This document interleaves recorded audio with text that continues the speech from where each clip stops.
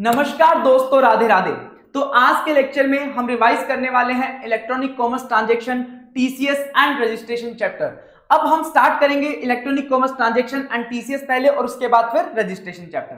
तो electronic commerce क्या है? देखिए, हम नॉर्मली जो कॉमर्स करते हैं, नॉर्मली हम दुकान पे जाते हैं, दुकान वाला हमें सामान बेचता है, वी आर द रेसिपिएंट, सामने वाला हमारा क्या हो गया? सप्लायर हो गया। अब यही चीज जब इलेक्ट्रॉनिकली होने लग जाए, वेबसाइट पे होने लग जाए, ऐप पे होने लग जाए, तो उसे हम क्या बोलेंगे? Electronic commerce.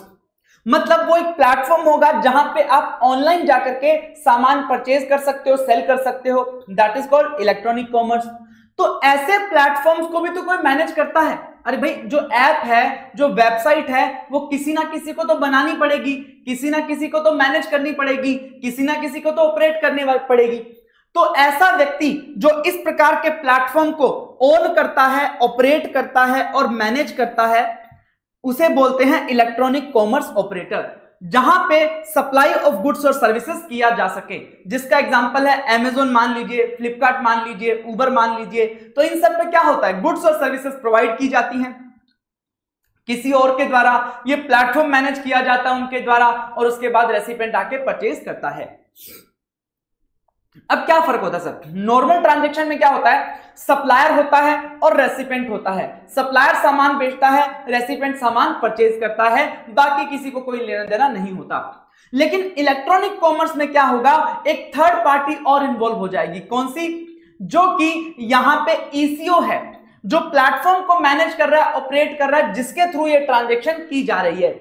अब मान लीजिए उबर है, तो उबर के ऊपर जितने भी ड्राइवर्स हैं, मैं उनको नहीं जानता, ना ही ड्राइवर कस्टमर को जानता है। तो ऐसे केस में उबर एक प्लेटफॉर्म है जहां पर ड्राइवर्स लिस्ट होते हैं और कस्टमर जाकर के राइड बुक करता है, तो सर्विसेज प्रोवाइड की जाती है। लेकिन उबर किसके द्वारा? क्या ड्राइवर के द्वारा ऑन्ड है? नहीं सर, उबर किसी थर्ड पार्टी के द्वारा ऑन्ड है, जो कि ईसीओ होगा। तो यहां पे ट्रांजैक्शन में more than 2 parties are involved, supplier, recipient and ECO. तो ये स्पेशल नेचर की ट्रांजैक्शन है। अब इसमें गवर्नमेंट ने क्या स्पेशल रखा है? तो गवर्नमेंट ने क्या बोला? देखो, नॉर्मली हमने क्या पढ़ा है कि या तो सप्लायर टैक्स पे करेगा अगर फॉरवर्ड चार्ज मैकेनिज्म लग रहा है, अगर रिवर्स चार्ज मैकेनिज्म लग रहा है, आरसीएम में नोटिफाइड है, तो रेसिपिएंट को टैक्स पे करना पड़ता है। लेकिन यहां पे क्या बोला गया कि कुछ नोटिफाइड सर्विसेज ऐसी हैं, कुछ सर्विसेज को नोटिफाई कर दिया गया है, अगर वो सर्विसेज आपने ईसीओ के थ्रू प्रोवाइड कराई हैं, तो ऐसे में ना तो सप्लायर टैक्स पे करेगा, ना रेसिपिएंट पे करेगा। टैक्स कौन पे करेगा? Electronic commerce operator. तो मान लीजिए सर, मैंने कोई उबर के थ्रू जो राइड वगैरह बुक करते हैं, अब ऊपर पे तो 10,000 के अराउंड या उससे ज्यादा ड्राइवर्स लिस्ट होंगे। अब उनसे एक एक ड्राइवर से गवर्नमेंट टैक्स वसूलने की बजाय डायरेक्टली उबर को बोलती है कि भैया, तुम्हारे थ्रू अगर कोई भी सर्विसेज प्रोवाइड की जाएगी तो तुम्हें उसके ऊपर क्या देना पड़ेगा?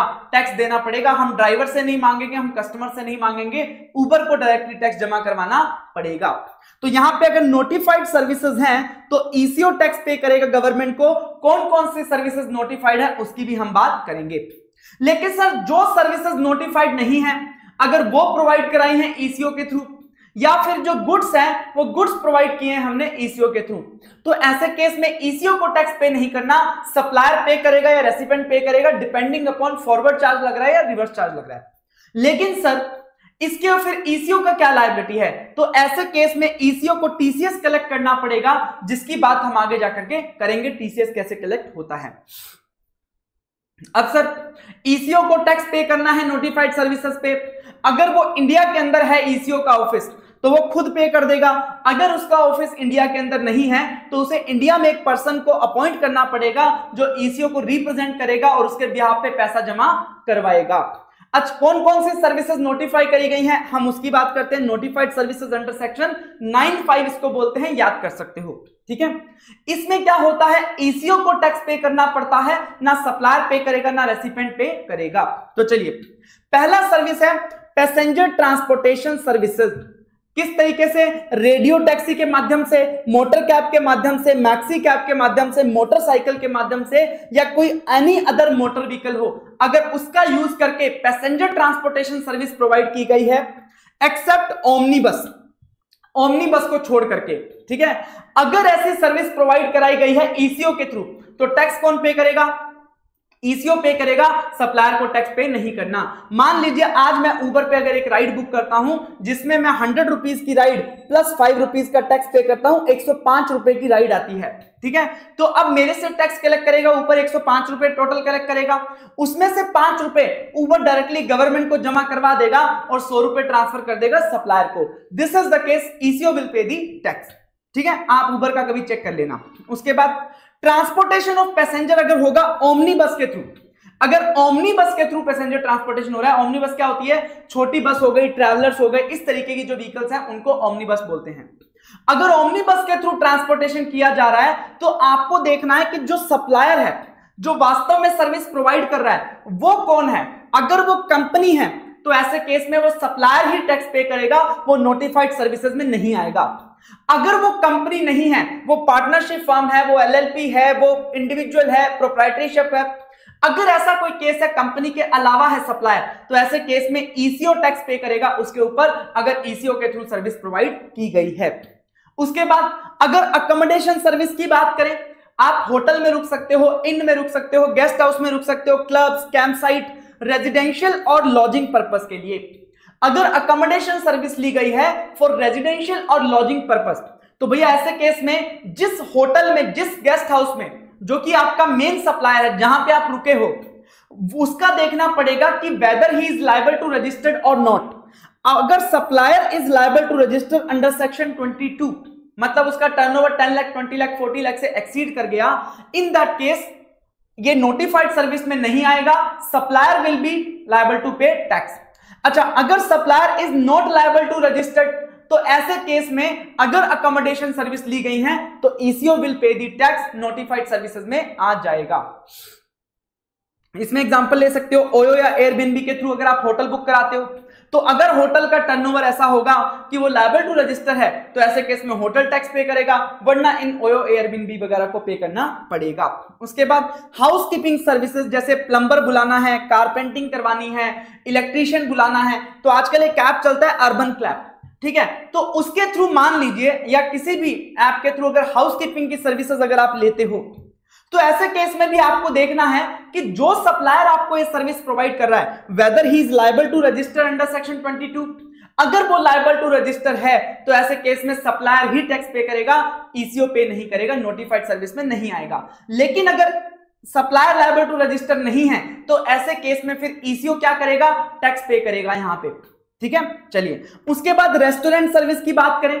अगर आपने रेस्टोरेंट सर्विस लिया है किसी ईसीओ के थ्रू, मान लीजिए जोमेटो, स्विगी के थ्रू आप किसी रेस्टोरेंट से सामान मंगवाते हो, तो ऐसे केस में जहां से आपने रेस्टोरेंट सर्विस ली है, अगर वो स्पेसिफाइड प्रीमाइस है, तो ऐसे केस में टैक्स कौन पे करेगा, सप्लायर ही पे करेगा, वो रेस्टोरेंट वाला ही पे करेगा।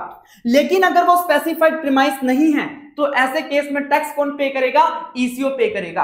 अब स्पेसिफाइड प्रीमाइस क्या होता है, specified premise for a financial year means, इसका मतलब क्या है कि जहां से आपने खाना मंगाया है, मान लीजिए वो साथ में होटल अकोमोडेशन की सर्विस भी प्रोवाइड करता है।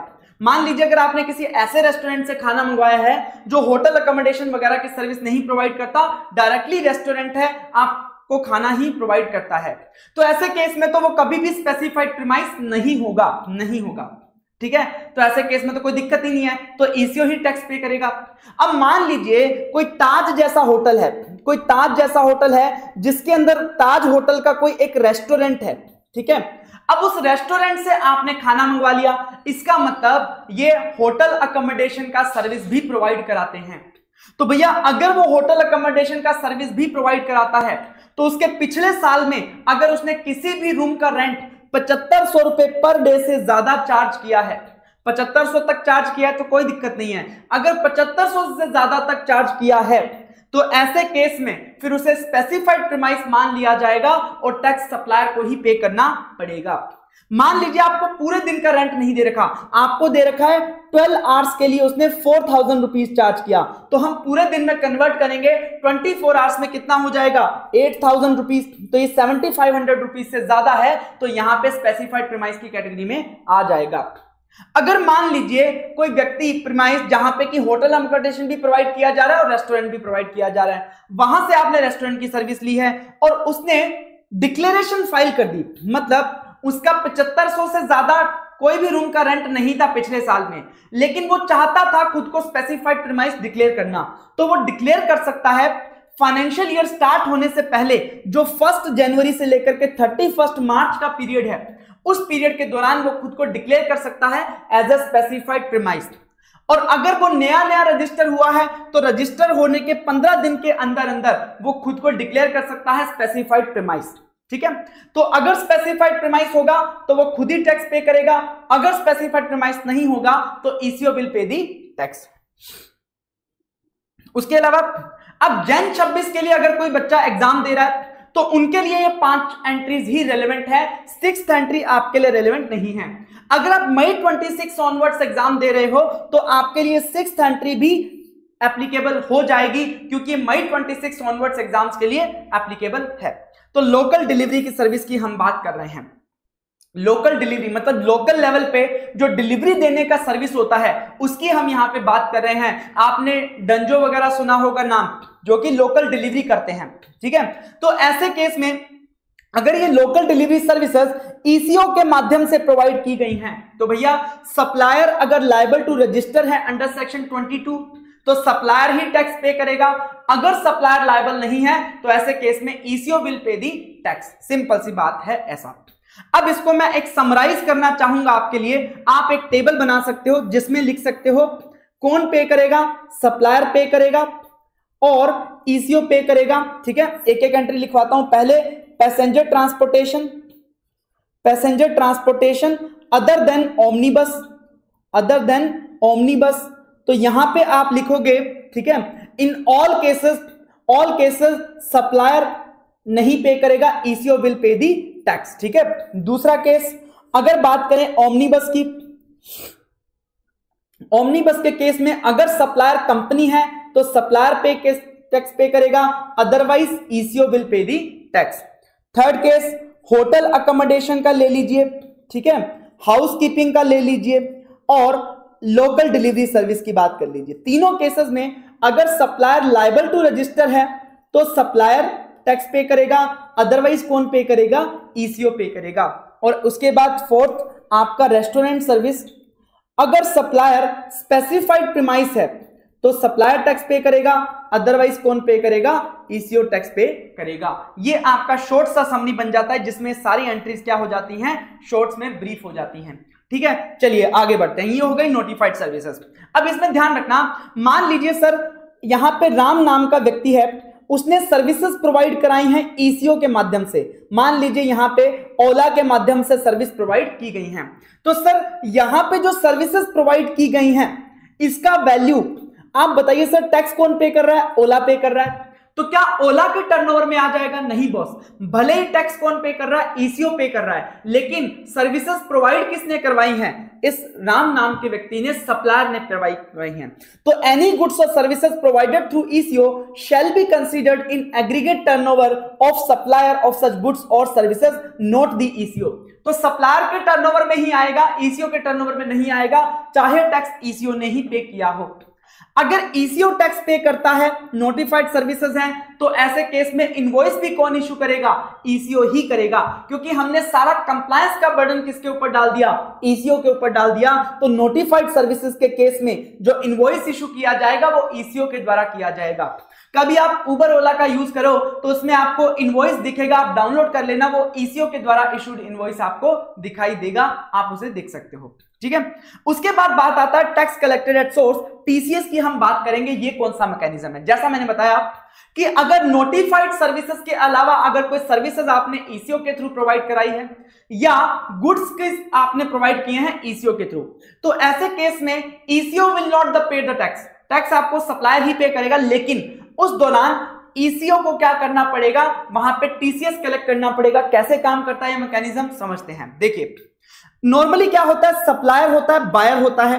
अब बायर ने क्या किया, ई कॉमर्स ऑपरेटर के पास गया, मान लीजिए यहां पे अमेजोन था और उससे 1 लाख रुपए का सामान खरीदा, उसके ऊपर 18,000 जीएसटी 1,18,000 इसने ऑर्डर किया अमेजोन से और पेमेंट भी कर दिया अमेजोन को।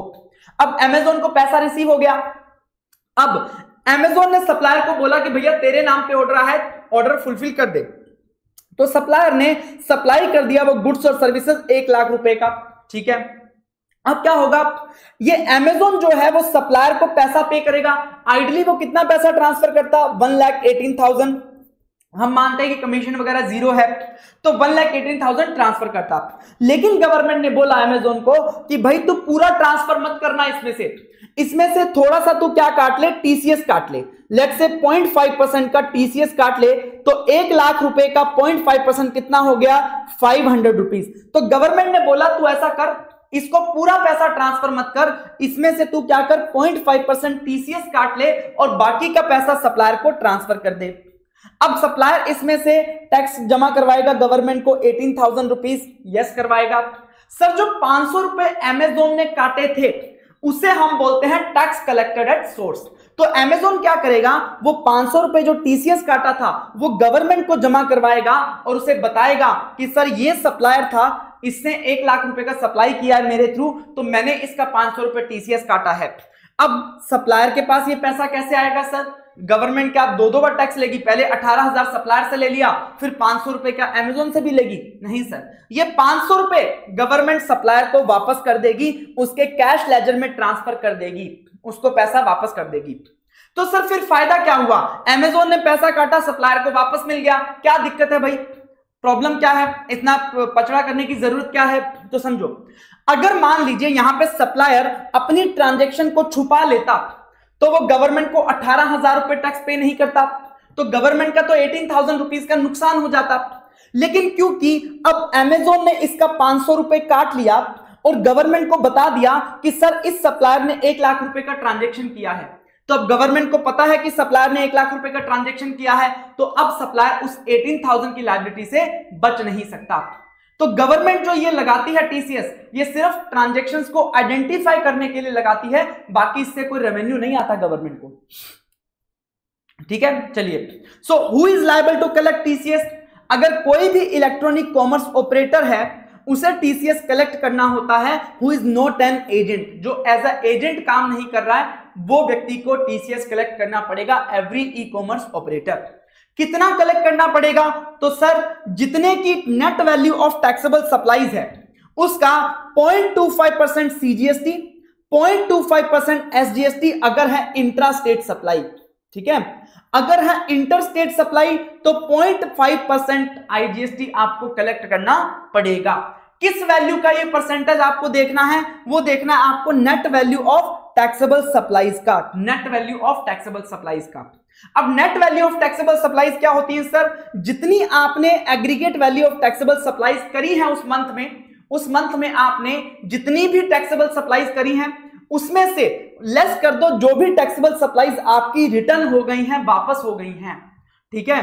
तो जो नेट आएगा वो आपका net value of taxable supplies होगा, उसका आपको 0.5% क्या काटना है, टीसीएस कलेक्ट करना है। ध्यान रखना, अब मान लीजिए अमेज़न है, ठीक है, मान लीजिए अमेज़न है, तो Amazon net value of taxable supplies कैसे कैलकुलेट करेगा, तो ये इसके पास जितने भी सप्लायर हैं, मान लीजिए एबीसी 3 सप्लायर हैं, तीनों का अलग अलग कैलकुलेट करेगा, हर मंथ के लिए अलग अलग कैलकुलेट होगा। मान लीजिए अक्टूबर मंथ का कैलकुलेट कर रहा है, ए ने 5 लाख रुपए का सप्लाई किया, बी ने 6 लाख रुपीस का और सी ने 3 लाख रुपीस का। अब इसमें से रिटर्न आ गया, मान लीजिए पहले भी कुछ सेल किया हुआ था वो अक्टूबर मंथ में रिटर्न आ गया, मान लीजिए ए के केस में रिटर्न आया 2 लाख रुपए का, बी के केस में आया रिटर्न 3 लाख रुपए का, तो और सी के केस में मान लीजिए 4 लाख रुपए का रिटर्न आ गया। सर इतना तो सेल ही नहीं किया, पहले कभी सेल किया होगा वो रिटर्न आ गया होगा, तो ऐसे केस में सर ए के केस में 3 लाख रुपए पे टीसीएस कटेगा, बी के केस में भी 3 लाख रुपए पे टीसीएस कटेगा, और सी के केस में क्योंकि नेगेटिव आ रहा है तो ऐसे केस में इसके ऊपर कोई टीसीएस कलेक्ट नहीं होगा। तो जो भी आपकी net value of taxable supplies आएंगी उसके ऊपर टीसीएस काटना होगा। ध्यान रखना, क्योंकि नोटिफाइड सर्विसेज के ऊपर डायरेक्टली टैक्स कौन पे करता है, ईसीओ पे करता है, तो अगर नोटिफाइड सर्विसेज भी प्रोवाइड की गई हैं तो उसको यहां पे कंसीडर नहीं किया जाएगा net value of taxable supplies में, ठीक है, जो नोटिफाइड सर्विसेज हमने ऊपर पढ़ी है। और अगर नेगेटिव आता है तो इग्नोर करना है, और ये जो net value of taxable supplies है वो सप्लायर वाइज कैलकुलेट किया जाएगा। मान लीजिए mister Roy sold 5 printers of value 2 lakh during August month through Amazon. However, 3 printers valuing 90,000 sold in June month has been returned by the buyers. तो Amazon shall collect 1,10,000 रुपए पे 0.5% of the TCS। कब काटना है सर? जब सप्लाई हो गई तभी TCS काटना पड़ेगा, पेमेंट वगैरह का वेट नहीं करना, जब सप्लाई हो गई तभी TCS काटा जाएगा। कहां कहां पे TCS नहीं काटा जाएगा? Cases where TCS is not required to be collected. बताइए कौन कौन से केसेस जहां पे TCS नहीं काटा जाएगा? पहली बात, अगर मान लीजिए हमने बोला था कि स्पेशल प्रोविजन कब लगते हैं? जब 3 पार्टीज इन्वॉल्व होंगी, 3 पार्टीज इन्वॉल्व होंगी। मान लीजिए जो बंदा ECO है वही अपना माल सेल कर रहा है, तो ऐसे केस में बताओ TCS काटने के लिए कोई थर्ड पार्टी है क्या? नहीं है सर, क्योंकि ECO और सप्लायर अगर सेम ही बंदे हैं तो TCS काटने का जरूरत ही नहीं है। तो ऐसे केस में मान लीजिए अगर टाइटन नाम का ब्रांड है, वो अपनी वेबसाइट के थ्रू टाइटन के ही प्रोडक्ट बेचता है, तो सर सप्लायर और ECO दोनों सेम हो गए, तो ऐसे केस में TCS काटने की जरूरत नहीं है। अगर ECO सप्लाई करता है on product through website hosted by him, खुद की वेबसाइट से खुद का प्रोडक्ट, तो ऐसे केस में TCS कलेक्ट करने की जरूरत नहीं होगी। अगर मान लीजिए ECO के थ्रू सप्लाई कर रहे हैं वेंडर, लेकिन पेमेंट डायरेक्टली किनको जा रहा है? वेंडर्स को जा रहा है, ECO को पेमेंट आ ही नहीं रहा, ECO तो सिर्फ फैसिलिटेट कर रहा है, पेमेंट सीधा किसको जा रहा है? वेंडर्स को जा रहा है। तो भैया ECO TCS कलेक्ट कहां से करेगा जब उसको पैसा ही नहीं मिल रहा? तो ऐसे केस में ECO को TCS नहीं कलेक्ट करना। अगर सर्विसेज सप्लाई की जा रही है जो कि नोटिफाइड है अंडर सेक्शन 95, तो इसके ऊपर तो पूरा टैक्स ही ECO पे करेगा, TCS का सवाल ही पैदा नहीं होता। एग्जाम्प्ट सप्लाईज हैं तो भैया इसके ऊपर टैक्स ही नहीं लगता, TCS काट के क्या करेंगे? तो एग्जाम्प्ट सप्लाई के ऊपर कोई भी TCS नहीं कटेगा। अगर मान लीजिए रिवर्स चार्ज मैकेनिज्म के अंदर टैक्सेबल है, तो वैसे भी रेसिपिएंट टैक्स पे करने वाला है, तो भैया सप्लायर का TCS काट के क्या करोगे? अगर सप्लायर का TCS तुमने काट लिया और सप्लायर को यहां पे क्रेडिट ही नहीं मिलेगा, क्योंकि वो टैक्स कौन पे कर रहा है? RCM में रेसिपिएंट पे कर रहा है, तो रेसिपिएंट जहां पे टैक्स पे कर रहा है RCM में, वहां पे TCS कलेक्ट नहीं करना है। अगर सप्लायर अनरजिस्टर्ड है, देखो सप्लायर अगर अनरजिस्टर्ड है तो उस ट्रांजेक्शन के ऊपर टैक्स नहीं लग रहा है, और टैक्स नहीं लग रहा है तो वहां पे TCS काटने का सवाल ही पैदा नहीं होता है। ठीक है, यहां पे ऐसे TCS नहीं काटना है। अब समझना, ECO अपने टैक्स की लायबिलिटी कैसे पे करेगा? ECO अपने टैक्स की लायबिलिटी कैसे पे करेगा? इसकी अलग अलग लायबिलिटीज हो सकती है। जैसे एक तो ये नोटिफाइड सर्विसेज, इसके थ्रू जब कोई प्रोवाइड कराता है तो उस नोटिफाइड सर्विसेज के ऊपर इसको पूरा का पूरा टैक्स ECO को पे करना पड़ता है। तो जो नोटिफाइड सर्विसेज है उसके ऊपर ECO की क्या आती है? लायबिलिटी आती है।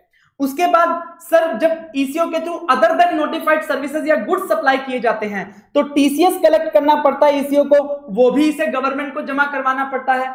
तो इसका मतलब इन दोनों केसेस में ECO को किसी दूसरे के बिहाफ पे टैक्स जमा करवाना पड़ता है या TCS जमा करवाना पड़ता है। तो ऐसे केसेस में पूरा का पूरा जो ये डिपॉजिट करवाएगा गवर्नमेंट को, वो कैश में करवाएगा, ये ITC का यूज नहीं कर सकता, इनपुट टैक्स क्रेडिट का यूज नहीं कर सकता। लेकिन मान लीजिए ECO खुद का प्रोडक्ट बेच रहा है या खुद की सर्विसेज प्रोवाइड कर रहा है। मान लीजिए आज आपको Amazon पे कोई सामान बेचना है, तो Amazon आपसे वहां पे क्या चार्ज करेगा? कोई प्लेटफॉर्म फीस चार्ज कर सकता है, कोई कमीशन चार्ज कर सकता है। तो यहां पे ECO ने as a supplier services provide कराई है, किसी के बिहाफ पे प्रोवाइड नहीं कराई है। तो ऐसे केस में क्योंकि ये ECO की खुद की सर्विसेज पे लायबिलिटी है, तो इसे वो चाहे तो कैश में पे कर दे, चाहे तो ITC से पे कर दे, वो उसके ऊपर डिपेंड करता है ECO के ऊपर। लेकिन नोटिफाइड सर्विसेज के ऊपर और TCS की जो लायबिलिटी है वो उसे पूरा का पूरा कैश में ही जमा करवाना पड़ेगा। वो जो भी TCS कलेक्ट करेगा वो डिपॉजिट करवाना पड़ेगा अगले महीने की 10 तारीख तक, और अगले महीने की 10 तारीख तक GSTR 8 भी फाइल करनी पड़ेगी हर मंथ। और उसके अलावा सर जैसे ही साल पूरा होगा, साल पूरा होने के बाद एक एनुअल स्टेटमेंट भी फाइल करना पड़ेगा till 31 December following the end of the financial year. इन्हें एनुअल स्टेटमेंट भी करवाना पड़ेगा यहां पे। उसके बाद सर कुछ और प्रोविजन दिए गए हैं इलेक्ट्रॉनिक कॉमर्स ट्रांजैक्शन के रिलेटेड। क्योंकि हमने इलेक्ट्रॉनिक कॉमर्स के रिलेटेड सारी बातें ही कर ली हैं, तो एक दो बातें और कर लेते हैं। यहां पे है रजिस्ट्रेशन के रिलेटेड। रजिस्ट्रेशन के रिलेटेड देखो नॉर्मली क्या होता है, रजिस्ट्रेशन चैप्टर में भी हम जाके पढ़ेंगे कि अगर किसी सप्लायर का एक्सीड करता है एग्रीगेट टर्नओवर 10 लाख, 20 लाख, 40 लाख से, तो ऐसे केस में उस व्यक्ति को रजिस्ट्रेशन लेना पड़ता है। उस व्यक्ति को क्या लेना पड़ता है? रजिस्ट्रेशन लेना पड़ता है। तो ऐसे केस में समझना कि यहां पे अलग थोड़ा सा कॉन्सेप्ट चलेगा। नॉर्मली तो ये होता है कि 10 लाख 20 लाख 40 लाख से एक्सीड हो गया तो रजिस्ट्रेशन लेना, लेकिन सर कुछ कुछ केसेस ऐसे होते हैं जहां पे आपको कंपलसरी रजिस्ट्रेशन लेना पड़ता है सेक्शन 24 के अकॉर्डिंग। तो यहां पे वो केसेस कौन कौन से हैं हम बात करेंगे ईसीओ से रिलेटेड। तो अगर कोई व्यक्ति ईसीओ है जिसको टीसीएस काटना है अंडर सेक्शन 52, तो भैया उसे मैंडेटरी रजिस्ट्रेशन करवाना पड़ेगा, वरना वो टीसीएस कैसे काटेगा बताओ। अगर कोई ईसीओ है जिसे टैक्स पे करना है और नोटिफाइड सर्विसेज, तो उसे भी मैंडेटरी रजिस्ट्रेशन लेना पड़ेगा, वरना वो टैक्स कैसे पे करेगा गवर्नमेंट को। तो ऐसे केस में ईसीओ अगर या तो टीसीएस काटने के लिए लायबल है या नोटिफाइड सर्विसेज पे टैक्स पे करने के लिए लायबल है, तो ऐसे केस में उसे मैंडेटरी रजिस्ट्रेशन लेना पड़ेगा। उसका टर्नओवर चाहे कितना भी हो कोई फर्क नहीं पड़ता। जो व्यक्ति ईसीओ के थ्रू सप्लाई कर रहे हैं, जो सप्लायर हैं जो ईसीओ के थ्रू सप्लाई कर रहे हैं, उनको रजिस्ट्रेशन लेना है कि नहीं लेना है। देखिए, अगर सर्विसेज नोटिफाइड प्रोवाइड कर रहे हो अंडर सेक्शन 95 ईसीओ के थ्रू, या फिर अदर सर्विसेज प्रोवाइड कर रहे हो जिसके ऊपर ईसीओ क्या करेगा, टीसीएस कलेक्ट करेगा, तो अगर आपने ईसीओ के थ्रू सर्विसेज प्रोवाइड कराई है, तो ऐसे केस में जब तक आपका टर्नओवर 10 लाख 20 लाख को क्रॉस नहीं कर जाता, तब तक आपको रजिस्ट्रेशन करवाने की जरूरत नहीं है। 10 लाख 20 लाख क्रॉस कर जाएगा तो आपको रजिस्ट्रेशन करवाना पड़ेगा। अगर आपने गुड्स सप्लाई किए हैं ईसीओ के थ्रू जिसके ऊपर टीसीएस कलेक्ट किया जाएगा ईसीओ के द्वारा, तो ऐसे केस में आपको तब तक रजिस्ट्रेशन नहीं करवाना अगर 10 लाख 20 लाख 40 लाख तक अगर आपका टर्नओवर एक्सीड नहीं करता, और अगर एक्सीड कर गया तो रजिस्ट्रेशन करवाना पड़ेगा। लेकिन सर जब तक 10 लाख 20 लाख 40 लाख एक्सीड नहीं होता आपको रजिस्ट्रेशन नहीं करवाना, लेकिन उसके लिए आपको कुछ कंडीशन पूरी करनी पड़ेगी। अगर ये कंडीशन पूरी ना करी तो फिर आपका टर्नओवर नहीं देखा जाएगा, फिर आपको कंपल्सरी रजिस्ट्रेशन करवाना पड़ जाएगा। क्या कंडीशन है सर? कंडीशन देखिए कि आप जो गुड्स सप्लाई करने वाले हो ईसीओ के थ्रू, वो आप कोई इंटर स्टेट सप्लाई नहीं करोगे, एक स्टेट से दूसरे स्टेट में सप्लाई नहीं करोगे। दूसरा, note make supply of goods through eco in more than one state और यूनियन टेरिटरी। ऐसा नहीं हो कि एक ऑफिस पंजाब में एक राजस्थान में, दोनों जगह इंट्रा स्टेट सप्लाई कर रहे हो, तो एक से ज्यादा स्टेट से भी सप्लाई नहीं कर सकते। Required to have PAN number, PAN number होना चाहिए, और आपको वेबसाइट पे एनरोलमेंट नंबर लेना पड़ेगा, एनरोलमेंट नंबर लेना पड़ेगा। और उसके बाद जब भी आप सप्लाई करोगे, सप्लाई करने से पहले आपको अपना पैन एड्रेस डिक्लेयर करना पड़ेगा, कहां पे आप माप सप्लाई कर रहे हो। ये आपको कंडीशन पूरी करनी है। अगर इनमें से एक भी कंडीशन ब्रीच होती है तो फिर आपको कंपल्सरीली रजिस्ट्रेशन लेना पड़ जाएगा। ध्यान रखना, ईसीओ जिसको टीसीएस काटना है वो रजिस्ट्रेशन के लिए अप्लाई करेगा, उसके 3 दिन के अंदर प्रॉपर ऑफिसर उसे क्या कर देगा, रजिस्ट्रेशन ग्रांट कर देगा 3 वर्किंग डेज के अंदर। ये तो था आपका electronic commerce operator and TCS वाला चैप्टर। अब हम बात करेंगे रजिस्ट्रेशन चैप्टर की, बहुत ही इंपॉर्टेंट चैप्टर है, चलिए समझते हैं। हमने टैक्सेबल पर्सन की बात करी थी, टैक्सेबल पर्सन कौन होता है, ठीक है। हमने पढ़ा था चार्जिंग सेक्शन, जहां पे हमने बोला था कि भैया टैक्स जो है वो कलेक्ट और पे किया जाएगा by taxable person. Taxable person कौन होता है? जो कि रजिस्टर्ड है अंडर जीएसटी, या फिर जो कि लायबल टू रजिस्टर्ड है। मतलब ऐसा व्यक्ति जो जीएसटी के अंदर रजिस्टर्ड है वो हमेशा क्या कहलाएगा, टैक्सेबल पर्सन कहलाएगा। ऐसा व्यक्ति जो भले ही रजिस्टर्ड नहीं है लेकिन वो लायबल टू रजिस्टर है। लायबल टू रजिस्टर कौन होता है वो हम डिस्कस करेंगे। जो रजिस्टर्ड नहीं है लेकिन लायबल टू रजिस्टर है उसे भी टैक्सेबल पर्सन माना जाएगा। और ऐसा व्यक्ति जो लायबल टू रजिस्टर नहीं है लेकिन उसने अपनी मर्जी से रजिस्ट्रेशन ले लिया, वॉलंटरी रजिस्टर्ड पर्सन, उसे भी यहां पे क्या माना जाएगा, टैक्सेबल पर्सन माना जाएगा। क्योंकि जब तक आप रजिस्टर्ड नहीं करवाओगे तब तक आप लोगों से टैक्स कलेक्ट नहीं कर सकते, तब तक आप टैक्स इनवॉइस इशू नहीं कर सकते, ना ही आप आईटीसी ले पाओगे। इसलिए जो रजिस्ट्रेशन है वो रजिस्ट्रेशन बहुत जरूरी हो जाता है जीएसटी के अंदर, क्योंकि इसके बिना आप अपना टैक्स का बर्डन कस्टमर को ट्रांसफर नहीं कर पाओगे, सामने वाले से टैक्स कलेक्ट नहीं कर पाओगे, उसी के साथ साथ आप आईटीसी भी नहीं ले पाओगे। ये सारी प्रॉब्लम्स आपको आएंगी। तो रजिस्ट्रेशन किसको लेना जरूरी है, किसको नहीं, इसकी बात कर लेते हैं। तो हमारे पास 3 सेक्शन है जो ये बताते हैं। सेक्शन 22 बताता है कि अगर किसी व्यक्ति का टर्नओवर एक सर्टेन लिमिट से एक्सीड कर जाता है तो उस व्यक्ति को क्या लेना पड़ेगा, रजिस्ट्रेशन लेना पड़ेगा। सेक्शन 24 बताता है कि आपका टर्नओवर चाहे एक्सीड करे या ना करे, अगर आप सेक्शन 24 में फॉल कर जाते हो तो आपको रजिस्ट्रेशन लेना ही पड़ेगा, कंपलसरी है आपके लिए। और सेक्शन 23 बताता है कि भले ही आपका टर्नओवर एक्सीड करे या ना करे, अगर आप सेक्शन 23 में फॉल कर गए तो आपको फिर रजिस्ट्रेशन लेने की जरूरत नहीं है। ठीक है, चलिए बात करते हैं सर सेक्शन 22 की बात करेंगे, जहां पे टर्नओवर बेस्ड क्राइटेरिया रखा गया है रजिस्ट्रेशन के लिए। यहां पे बोला एवरी सप्लायर, जो भी कोई व्यक्ति सप्लाई कर रहा है वो लायबल टू ऑब्टेन होगा रजिस्ट्रेशन, उसे रजिस्ट्रेशन लेना पड़ेगा अगर उसका एग्रीगेट टर्नओवर एक्सीड कर जाता है specified limits in a financial year. अगर मान लीजिए किसी व्यक्ति का हम सबसे पहले एग्रीगेट टर्नओवर कैलकुलेट करेंगे, अगर वो एक्सीड करेगा स्पेसिफाइड लिमिट से, उसके ऊपर कौन सी लिमिट एप्लीकेबल है वो कैलकुलेट करेंगे। अगर एग्रीगेट टर्नओवर स्पेसिफाइड लिमिट से एक्सीड कर जाएगा तो उसे रजिस्ट्रेशन लेना ही पड़ेगा। और कहां कहां से लेना पड़ेगा? ओनली इन द स्टेट और union territory from where taxable supplies are made. तो देखो हमने पहले भी पढ़ा था, पूरे इंडिया का एक सिंगल रजिस्ट्रेशन नहीं मिलता, हर स्टेट और यूनियन टेरिटरी में आपको अलग से रजिस्ट्रेशन लेना पड़ता है। तो क्या सर मुझे देश के सारे स्टेट सारी यूनियन टेरिटरीज में रजिस्ट्रेशन लेना पड़ेगा? ऐसा नहीं है सर। जिस जिस स्टेट और यूनियन टेरिटरी में आप क्या कर रहे हो, टैक्सेबल सप्लाईज कर रहे हो, समझो जिस जिस स्टेट और यूनियन टेरिटरी में आप टैक्सेबल सप्लाई कर रहे हो तो वहां वहां आपको टैक्स पे करना पड़ेगा, और टैक्स पे करना पड़ेगा तो वहां वहां आपको रजिस्ट्रेशन लेना पड़ेगा। मान लीजिए आपका एग्रीगेट टर्नओवर एक्सीड कर जाता है, लेकिन मान लीजिए आप मणिपुर में हो और मणिपुर में आप सिर्फ एग्जेम्प्ट सप्लाई करते हो, तो सर मणिपुर में रजिस्ट्रेशन लेने की जरूरत नहीं है। तो वो डिपेंड करेगा किस किस स्टेट और यूनियन टेरिटरी से आप टैक्सेबल सप्लाईज कर रहे हो, वहां वहां आपको रजिस्ट्रेशन लेना पड़ेगा अगर आपका एग्रीगेट टर्नओवर एक्सीड कर जाता है। अब एग्रीगेट टर्नओवर क्या होता है उसकी बात कर लेते हैं। अब देखो aggregate turnover all India basis पे कैलकुलेट किया जाता है of a person having same pan. अगर मान लीजिए राम नाम का व्यक्ति है, उसका एक ही पैन है, ठीक है, और वो इस पैन के बेसिस पे राजस्थान, पंजाब, हरियाणा 3 जगह पे रजिस्ट्रेशन ले लेता है, तो आप जब एग्रीगेट टर्नओवर कैलकुलेट करोगे तो राजस्थान, पंजाब, हरियाणा तीनों जगह से जितनी जितनी सप्लाईज हुई हैं उन सबको टोटल कर लोगे, एग्रीगेट कर लोगे, उसे बोलते हैं aggregate turnover all India basis पे कैलकुलेट किया जाता है। अब इसके अंदर आता क्या है सर? सारी आउटवर्ड सप्लाईज इसके अंदर आती हैं, चाहे वो टैक्सेबल हो, चाहे वो एग्जेम्प्ट हो, चाहे वो एक्सपोर्ट किया हो आपने, चाहे वो आपने इंटर स्टेट सप्लाई करी हो, चाहे आपने इंट्रा स्टेट सप्लाई करी हो, ये सारी चीजें उसके अंदर आ जाएंगी।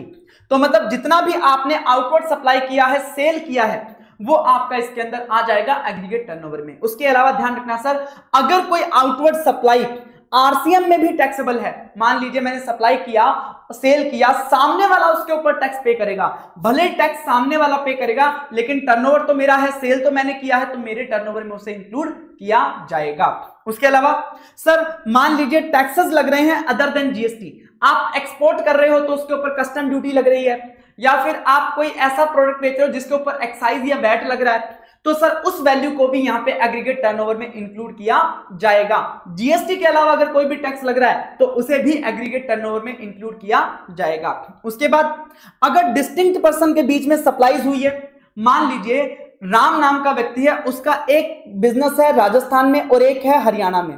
अब राजस्थान वाले बिजनेस से हरियाणा वाले बिजनेस में अगर कोई ट्रांसफर हुआ है, सप्लाई हुई है, तो सर ये आपस में क्या हो गए, डिस्टिंक्ट पर्सन हो गए सेम पैन के ऊपर, तो यहां पे क्या हो जाएगा, सप्लाई हो जाएगा और आपके एग्रीगेट टर्नओवर में इंक्लूड हो जाएगा। सर अगर मान लीजिए राजस्थान के अंदर ही उनके 2 बिजनेस हैं, एक जयपुर में और एक उदयपुर में, और दोनों के लिए इन्होंने क्या कर रखा है, सेपरेट रजिस्ट्रेशन लेके रखा है। तो सेपरेट रजिस्ट्रेशन लेके रखा है तो जयपुर और उदयपुर अपने आप में क्या हो गए, डिस्टिंक्ट पर्सन हो गए। तो ऐसे केस में इनके बीच में अगर कोई ट्रांजैक्शन होगा वो भी एग्रीगेट टर्नओवर में आ जाएगा। लेकिन सर अगर मान लीजिए एक ही स्टेट के अंदर 2 प्लेस ऑफ बिजनेस है, ठीक है, एक है प्रिंसिपल प्लेस ऑफ बिजनेस, एक है एडिशनल प्लेस ऑफ बिजनेस, अगर इनके बीच में कोई ट्रांजैक्शन होता है तो वो सप्लाई नहीं होता, तो ये एग्रीगेट टर्नओवर में भी इंक्लूड नहीं किया जाएगा। उसके अलावा सर अगर किसी प्रिंसिपल के बिहाफ पे एजेंट ने सप्लाई किया है गुड्स, तो ऐसे केस में वो एजेंट के टर्नओवर में काउंट किया जाएगा अगर एजेंट ने अपने नाम से क्या किया है, इनवॉइस इशू किया है। इसको समझते हैं। देखिए अगर प्रिंसिपल के बिहाफ पे एजेंट ने माल सप्लाई करवाया, कस्टमर ढूंढ के दिया, और एजेंट ने बोला भाई प्रिंसिपल तू डायरेक्टली माल किसको सप्लाई कर दे, कस्टमर को सप्लाई कर दे। तो क्या एजेंट ने कोई माल सप्लाई किया है क्या? नहीं किया। तो ऐसे केस में ये एग्रीगेट टर्नओवर में नहीं आएगा। यहां पे जो एजेंट प्रिंसिपल से कमीशन चार्ज करेगा सिर्फ वही एजेंट के टर्नओवर में आएगा, और ये जो एग्रीगेट टर्नओवर है वो किसका हो जाएगा? प्रिंसिपल का हो जाएगा। लेकिन सर अगर प्रिंसिपल के बिहाफ पे एजेंट ने कस्टमर ढूंढा, ठीक है, और पहले प्रिंसिपल ने एजेंट को माल सप्लाई किया, फिर एजेंट ने अपना इनवॉइस इशू किया किसको? कस्टमर को। तो यहां पे प्रिंसिपल ने जो एजेंट को ट्रांसफर किया वो प्रिंसिपल के एग्रीगेट टर्नओवर में आ जाएगा।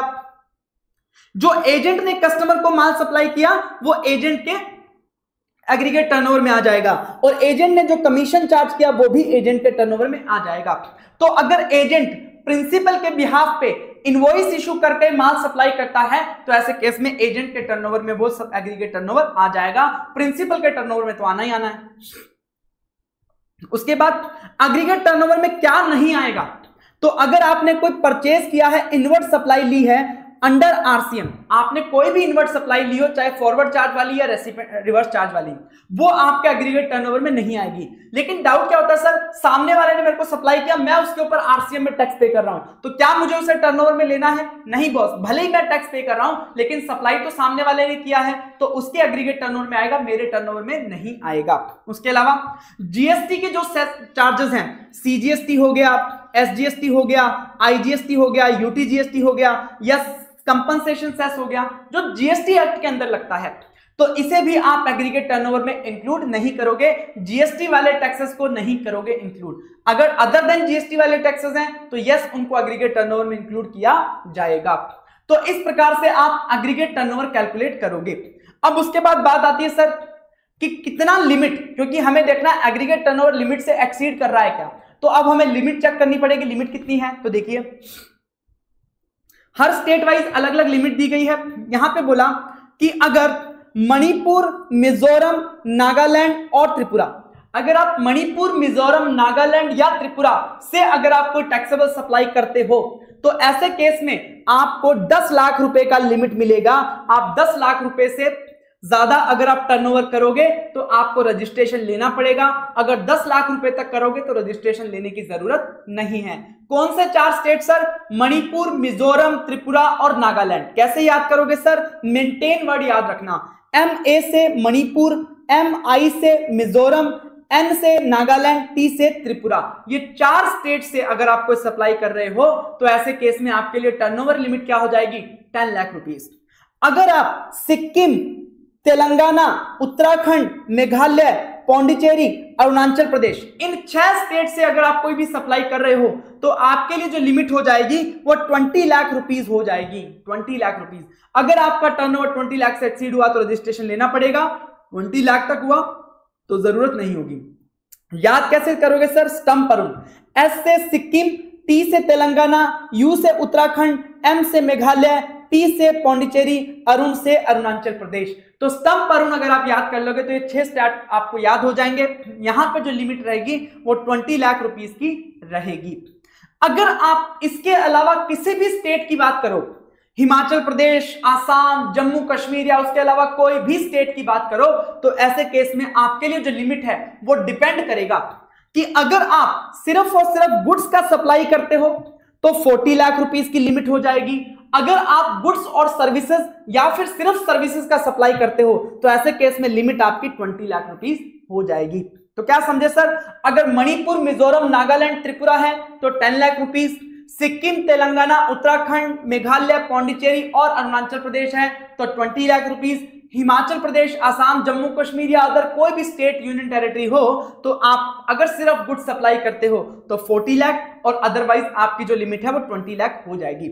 एक बात ध्यान रखना सर, हमने बोला सर अगर कोई व्यक्ति सिर्फ और सिर्फ गुड्स सप्लाई करता है और वो इन 4 स्टेट या इन 6 स्टेट्स में नहीं है, बाकी किसी भी स्टेट में अगर सप्लाई करता है तो ऐसे केस में सर उसे 40 लाख रुपीस का बेनिफिट मिलेगा। पहले 20 लाख का था, उसे 40 लाख कर दिया अगर वो सिर्फ और सिर्फ गुड्स सप्लाई करता है। तो सर अगर देखोगे तो सारे बिजनेस कहीं ना कहीं इंटरेस्ट की इनकम कमाते हैं, इंटरेस्ट की इनकम कमाते हैं, और इंटरेस्ट को क्या बोला जाता है? यूज ऑफ मनी की सर्विस, यूज ऑफ मनी की सर्विस। तो इसका मतलब सर हर बिजनेस कोई ना कोई सर्विसेज जरूर प्रोवाइड कराता है इंटरेस्ट के नेचर में। तो सर ऐसे केस में कोई भी व्यक्ति 40 लाख का बेनिफिट नहीं ले पाएगा। तो बोल दिया गया कि अगर कोई व्यक्ति सर्विसेज प्रोवाइड कर रहा है बाय वे ऑफ इंटरेस्ट और discount on loan deposit advance, तो उसे हम ये मान लेंगे कि वो सिर्फ सप्लाई कर रहा है गुड्स की, उसे हम सर्विसेज का सप्लाई नहीं मानेंगे और उसे 40 लाख रुपीस का बेनिफिट मिल सकता है। सर कुछ और भी केसेस हैं जहां पे ये बेनिफिट 40 लाख वाला नहीं मिलेगा। मान लीजिए अगर आपको कंपलसरी रजिस्ट्रेशन करवाना है एज पर सेक्शन 24, तो भैया टर्नओवर देखते ही नहीं है, फिर तो आपको रजिस्ट्रेशन करवाना ही करवाना है, तो आप कोई भी 10 लाख 20 लाख 40 लाख नहीं देखोगे, कंपलसरी रजिस्ट्रेशन हो जाएगा। सर और भी केसेस हैं जहां पे 40 लाख का बेनिफिट नहीं मिलेगा लेकिन 20 लाख रुपीस का बेनिफिट मिल जाएगा। ऐसे कौन कौन से केसेस हैं सर? अगर मान लीजिए आप नोटिफाइड गुड्स की सप्लाई कर रहे हो, कौन कौन से? आइसक्रीम, अदर एडिबल आइस, पान मसाला, तंबाकू प्रोडक्ट और उसके substitute, fly ash bricks, aggregate blocks, earthing and roofing tiles, building bricks, fossil meal bricks और सिमिलर सिलिशियस अर्थ। ये हमने कॉम्पोजिशन चैप्टर में भी पढ़े थे और कॉम्पोजिशन चैप्टर में एक एरेटेड वाटर भी था, यहां पे वो एरेटेड वाटर नहीं है। अगर इन नोटिफाइड गुड्स की आप सप्लाई कर रहे हो, सप्लाई करने का मतलब हो सकता है मैन्युफैक्चरिंग कर रहे हो सकता है आप सेल ट्रेडिंग कर रहे हो, तो कोई भी चीज कर रहे हो, अगर आप इन नोटिफाइड गुड्स की कर रहे हो तो ऐसे केस में आपको ये 40 लाख रुपीस का बेनिफिट नहीं मिलेगा। आप 20 लाख रुपीस का थ्रेशोल्ड यूज कर सकते हो। 20 लाख रुपीस तक टर्नओवर है तो रजिस्ट्रेशन नहीं करवाना, 20 लाख से ज्यादा है तो करवाना पड़ेगा। अच्छा, अब सर हमने ये तो देख लिया, बहुत आसानी से देख लिया कि कैसे ये होगा, कि कितनी लिमिट है, कैसे डिसाइड करेंगे, एग्रीगेट टर्नओवर कैसे कैलकुलेट करेंगे। प्रॉब्लम क्या आती है सर? मान लीजिए यहां पे हेमंत नाम का एक व्यक्ति है, ठीक है, उसके अलग अलग स्टेट में रजिस्ट्रेशन है। मान लीजिए एक है मणिपुर के अंदर, ठीक है, एक है तेलंगाना के अंदर, ठीक है, और एक है मान लीजिए आसाम के अंदर, ठीक है। यहां पे मणिपुर में जो लिमिट है वो 10 लाख रुपीस है, तेलंगाना में लिमिट है 20 लाख रुपीस और आसाम में लिमिट है 40 लाख रुपीस। और आप सब जगह से क्या कर रहे हो? टैक्सेबल सप्लाईज कर रहे हो। तो ऐसे केस में आपको क्या करना पड़ेगा सर? इन जिन स्टेट से आप टैक्सेबल सप्लाई कर रहे हो उनके ऊपर जो एप्लीकेबल लिमिट है, उनमें से जो लोअर वाला लिमिट है ना, जैसे अब तीनों में से देखें तो लोअर वाला मणिपुर में है, तो ये वाली लिमिट क्या हो जाएगी? एप्लीकेबल हो जाएगी। तो अगर आपका एग्रीगेट टर्नओवर इस लिमिट से एक्सीड करेगा तो आपको इन तीनों जगह से क्या लेना पड़ जाएगा? रजिस्ट्रेशन लेना पड़ जाएगा। अब मान लीजिए सर आप मणिपुर से सिर्फ क्या करते हो? एग्जेम्प्ट सप्लाई करते हो, बाकी सब जगह से क्या करते हो? Taxable supply. तो भैया जहां से एग्जेम्प्ट सप्लाई करते हो उसको कंसीडर नहीं करना, उसका टर्नओवर जरूर कंसीडर होगा एग्रीगेट टर्नओवर में, लेकिन स्पेसिफाइड लिमिट के लिए कंसीडर नहीं करना। तो टैक्सेबल करते हो आप तेलंगाना से और असम से, इनमें से लोअर वाली कौन सी है? 20 लाख। तो एप्लीकेबल लिमिट क्या हो जाएगी? 20 लाख। अगर 20 लाख से आपका एग्रीगेट टर्नओवर एक्सीड हो जाता है, जिसके अंदर आपका मणिपुर का भी आ जाएगा, तेलंगाना का भी, असम का भी, अगर 20 लाख से एक्सीड कर गया तो आपको तेलंगाना और असम से रजिस्ट्रेशन लेना पड़ेगा, मणिपुर से नहीं लेना, क्योंकि वहां से सिर्फ आप क्या कर रहे हो? एग्जेम्प्ट सप्लाई कर रहे हो। अगर टैक्सेबल सप्लाई करते हो किसी स्टेट से तभी आपको वहां से रजिस्ट्रेशन लेना होता है। तो समझिए यहां पे, if any person having more than one place of business covering more than one state और union territory, lowest limit applicable होगा एनी ऑफ दो state will be relevant specified limit. However, state और union territory making exclusively exempt supply, उनको consider नहीं किया जाएगा specified limit determine करने के लिए।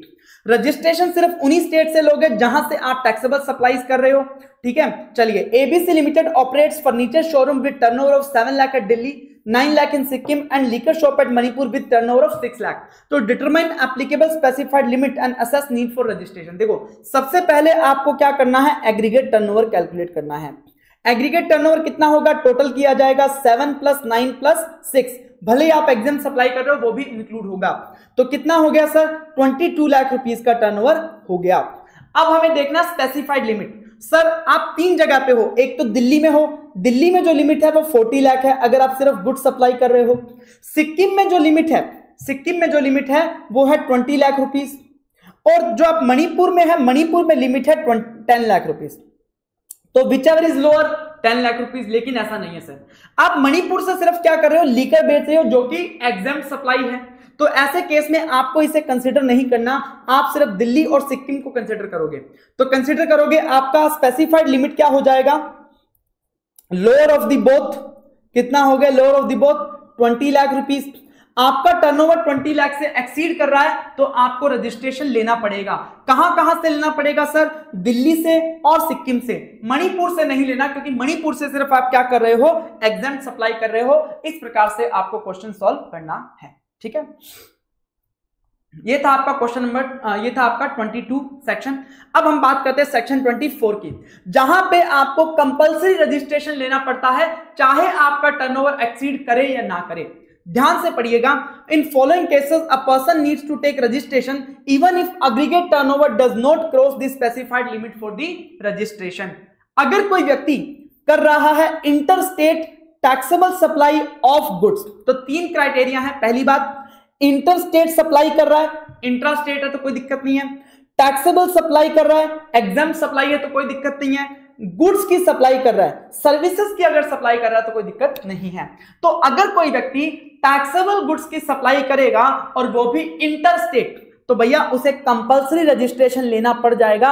अगर मान लीजिए मैं राजस्थान से आसाम की तरफ एक गुड्स सप्लाई करता हूं 1 लाख रुपए का, और मेरा वही फाइनल टर्नओवर है, तो भैया 1 लाख रुपए का गुड्स भी मैंने सप्लाई किया तो मुझे रजिस्ट्रेशन लेना पड़ जाएगा, क्योंकि मैंने इंटर स्टेट टैक्सेबल सप्लाई कर दिया है गुड्स का।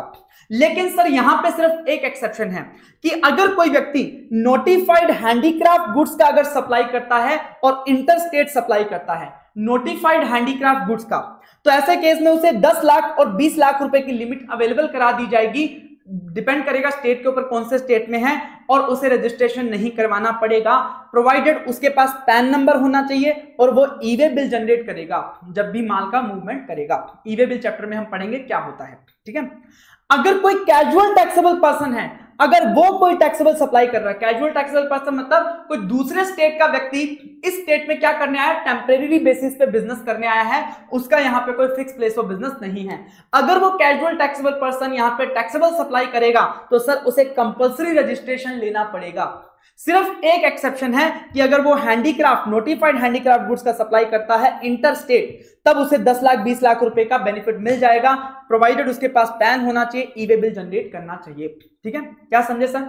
अगर कोई व्यक्ति inter state taxable supply of goods करता है या casual taxable person taxable supply करता है तो ऐसे केस में कंपल्सरी रजिस्ट्रेशन हो जाएगा। अब समझना, अगर कोई व्यक्ति कोई ऐसे गुड्स या सर्विसेज परचेज करता है जिसके ऊपर आरसीएम में टैक्स पे करना है, तो मैंने कोई ऐसी इनवर्ट सप्लाई ली है जिसके ऊपर मुझे आरसीएम में टैक्स पे करना है, तो सर मैं टैक्स कैसे पे करूंगा? मुझे पहले रजिस्टर्ड तो होना पड़ेगा। तो अगर मुझे आरसीएम में टैक्स पे करना है तो सर मुझे कंपल्सरी रजिस्ट्रेशन लेना पड़ेगा।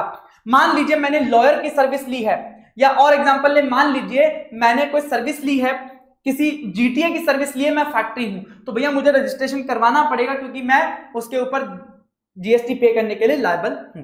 उसके बाद अगर कोई नॉन रेजिडेंट टैक्सेबल पर्सन है और वो टैक्सेबल सप्लाई करता है, सर आउट ऑफ इंडिया का बंदा, इंडिया में जिसका कोई प्लेस नहीं है, वो इंडिया में आकर के टेम्परेरी बेसिस पे बिजनेस करना चाहता है, तो सर अगर वो टैक्सेबल सप्लाई करेगा तो उसे कंपल्सरी रजिस्ट्रेशन लेना पड़ेगा, टर्नओवर चाहे उसका कितना भी हो। अगर कोई व्यक्ति को टीडीएस काटने के लिए लायबल किया गया, गवर्नमेंट ने बोला कि भैया तुम टीडीएस काटो, तो वो टीडीएस काट के गवर्नमेंट को जमा कैसे करवाएगा? रजिस्ट्रेशन तो लेना पड़ेगा ना, तो यहां पे इसको कंपल्सरी रजिस्ट्रेशन लेना पड़ेगा। अगर किसी व्यक्ति को बोला है कि भाई आप टीसीएस काटो, जैसे ईसीओ है टीसीएस काटो, तो टीसीएस तो वो तभी काटेगा ना जब वो रजिस्ट्रेशन लेगा, तो उसके लिए भी क्या हो जाएगा? कंपल्सरी रजिस्ट्रेशन हो जाएगा। अगर कोई व्यक्ति किसी दूसरे व्यक्ति के बिहाफ पे जो कि टैक्सेबल पर्सन है, कहने का मतलब अगर कोई एजेंट, कोई ऐसे प्रिंसिपल जो कि टैक्सेबल पर्सन है, उसके बिहाफ पे कोई टैक्सेबल सप्लाई करता है, ठीक है, क्या कर रहा है? टैक्सेबल सप्लाई कर रहा है, और टैक्सेबल पर्सन के बिहाफ पे ऐसे एजेंट को भी क्या करना पड़ेगा? कंपल्सरी रजिस्ट्रेशन लेना पड़ेगा, अगर वो टैक्सेबल पर्सन के बिहाफ पे टैक्सेबल सप्लाई कर रहा है। अगर कोई ईसीओ है जो टीसीएस कलेक्ट करने वाला है, तो उसे कंपल्सरी रजिस्ट्रेशन लेना ही है।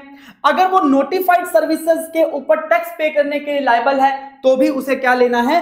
कंपल्सरी रजिस्ट्रेशन लेना है। ये हमने बात भी करी थी ईसीओ चैप्टर में।